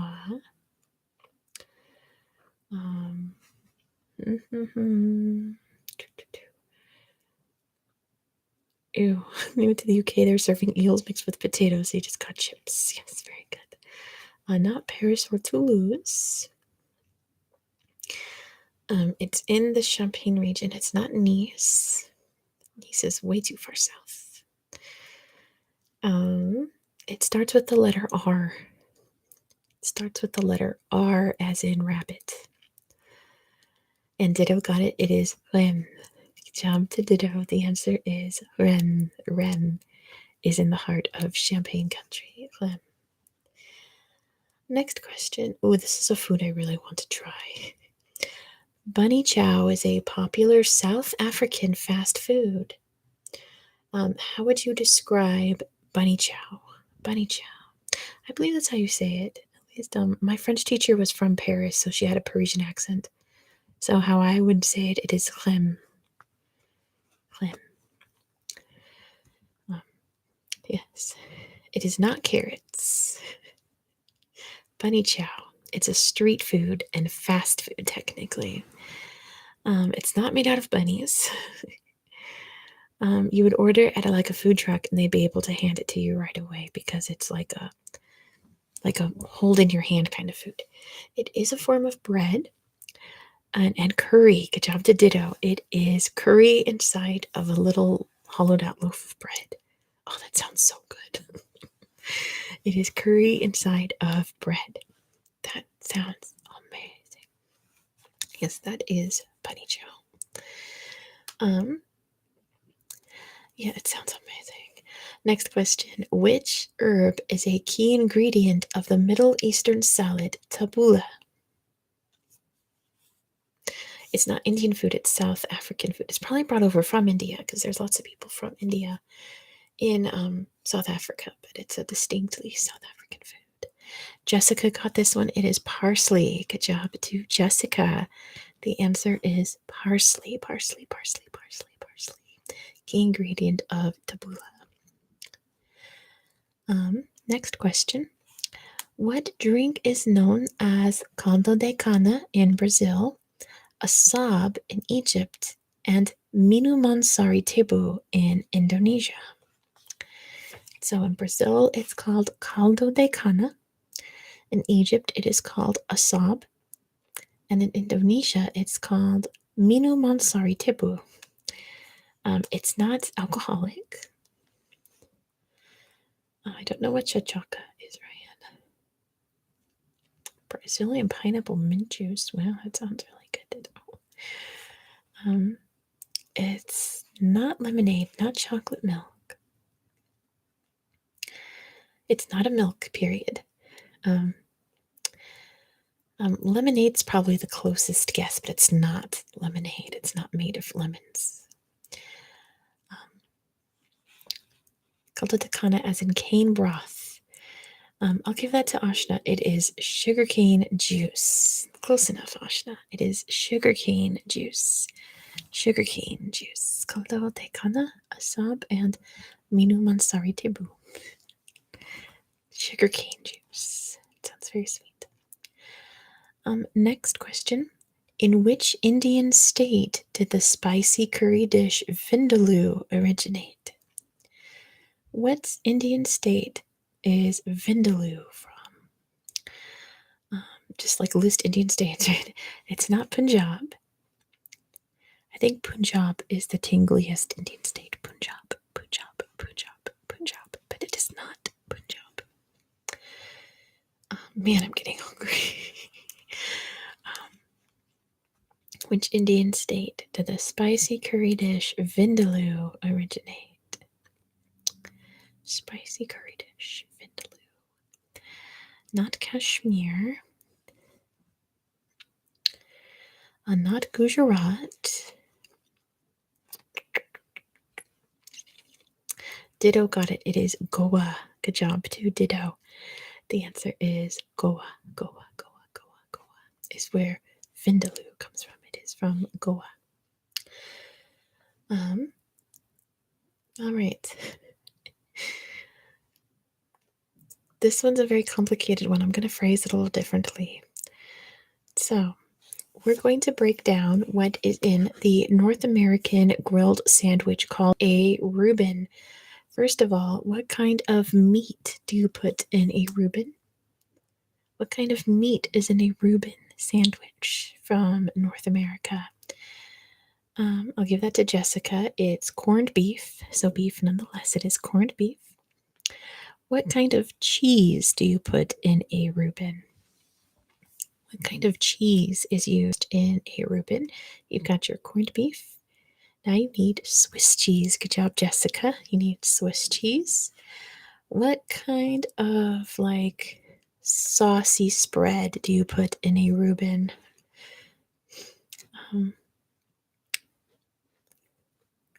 what kind of spread would you put in it? It is sauerkraut. Good job, Hayden. So you have corned beef, Swiss cheese, sauerkraut. And on what kind of bread does a Reuben have to be on, or else it's not a Reuben sandwich? It has to be on a specific kind of bread. And Jessica got it. It is rye. Very good. It is on rye bread. It has to be on rye. So it's corned beef, Swiss cheese, sauerkraut with some dressing, and rye bread. They wanted you to guess all of those in one go, so I'm not going to do that. Next question. These are good.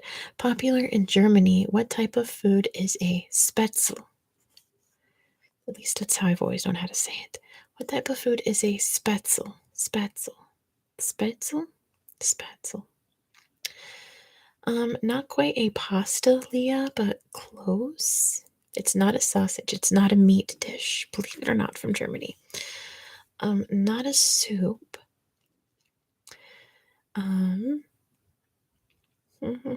Spätzle. I tried making this one time. I guess you have to have a specific thing to make them with. I'm going to give that to Jazz and Ashna. They are noodle dumplings. They're made out of egg noodles, and they are dumplings. So that goes to Jazz and Ashna because it's a noodle dish, but it's also a dumpling. So good job, you guys. Oh, this is also very good. I'm getting hungry. What classic Mexican street food consists of grilled corn on the cob covered in a spicy and creamy sauce? What Mexican street food is grilled corn on the cob with a creamy sauce over it? It's so good. Not tacos, not fajitas. Baja Blast Hayden. It's an elote, so that one goes to old style. It is an elote. It makes me think I have this friend who went to an anime convention last year and they dressed up because they're Mexican. They dressed as Mexican Hatsune Miku. And it was basically like a Mexican looking Hatsune Miku in a sombrero and they're eating an elote. Amazing. Moving on. Next question. Yes, good job, old style. You have to get the elote. So freaking good. Oh my gosh. Next question. One of the most popular desserts in Thailand is a sticky rice dish made with fresh what? In Thailand, a popular dessert is sticky rice with what? It is a kind of fruit. I'll give you that. It's mixed up with a certain kind of fruit. Fruit. And Ryan got it. It is mango. Good job to Ryan. Ryan, you got one. The answer is mango. Mango. Next question. Hoppers are a popular breakfast dish in Sri Lanka. What is a hopper? And remember, it is a breakfast dish in Sri Lanka. What is a hopper? Hopper. What is a hopper? And Hayden got it. It is a pancake. Good job to Hayden. It says it's a bowl-shaped pancake. That's pretty cool. It's like an extreme crepe, I guess. It is a pancake. And this is going to be the last question. So sorry, invented pigeons. I'm about to leave. I've been on the stream for almost 3.5 hours now, so it's time to go. Although, if you are not subscribed, once I hit 15,000 subs, I'm going to do a 6-hour stream of this. So if you've not subscribed and enjoyed this, please do so because I'm working toward a goal and we're going to have a fun day of it. Before I go, I do lives like this. My time in Nevada, it is Wednesdays at 4 p.m. Thanks, Invented Pigeon. Wednesdays at 4 p.m., whatever that time it is in your part of the world, do know that daylight savings is happening all over the place at different times, just here last week. So take that into consideration. Every single week, but I do surprise lives where randomly in the middle of the night, my time, I will go live. So be sure to ring the little bell down there because that will notify you when I upload and when I go live. Yes, Jess, we just had daylight savings last week, so that's why it's been a lot earlier, right? So yes, because surprise lives have a smaller audience than this, and I can do true and false questions, high and low number questions. I can do a lot more multiple choice questions, stuff like that with a smaller audience. So if you want to play in that, please ring the bell. Subscribe if you've not done so already. Because like I said, I do this once a week. I'm sorry, Jess, but the world is round, so I can't accommodate everybody on the planet, right? I do the best I can. And I just posted a video an hour ago about Georgia, or Sakartvelo as they call it there. You can check that out. I upload Monday through Friday if you're new here. So yes, please subscribe so you don't miss out on any of the geography fun. And with that being said, let's do the last question in the food and drink category. And it's for all my Americans out there. Ooh, quizzes in the community tab. That should be fun. Maybe I should do a little quiz a day. I am going to post there very soon because I'm going to do a video that I don't want to discuss yet. But I'm going to let my subscribers pick the topic. So that's coming up soon. But anyway, last question, and it's for my Americans out there because every American will know this one. In Thanksgiving in the USA, what might be baked on top of a sweet potato casserole? What do you bake on top of a sweet potato casserole? And Jessica got it first. It is marshmallows. Good job too, Jessica. You put marshmallows on top and it gets all melty with the sweet potato and it tastes divine. Very, very, very, very sweet. Highly recommend. Although green bean casserole is my favorite one. Jessica got it and they're not American. Oh no, no, Jessica got it first. Yeah. Highly recommend. It's super sweet, super delicious. Because you know how sweet potatoes are, right? Anyway, I'm gonna put this over here. Thank you so much, you guys. I had a fabulous time. This will be up to replay as much as you want to watch it and sleep too. You've never heard of sweet potato casserole invented pigeons? That's funny. You should try it next Thanksgiving. It's literally just you chop up sweet potatoes and you put marshmallows on top and you bake it. It's so good. So yes, I'm gonna go eat dinner because now I am hungrier than ever. And enjoy pecans too. That's true, right? Enjoy the rest of your week. I will see you all probably in a surprise live sometime in the middle of the night this week. And I'll see you all next week for another fun trivia stream. Thank you all. Thank you all. You're always so kind. Very welcome for the trivia, Dr. Pickle. And yes, take care, everybody. Have a great rest of your night. Good night, everybody. Take care, everyone. Good night. Good night. Good night. Good night.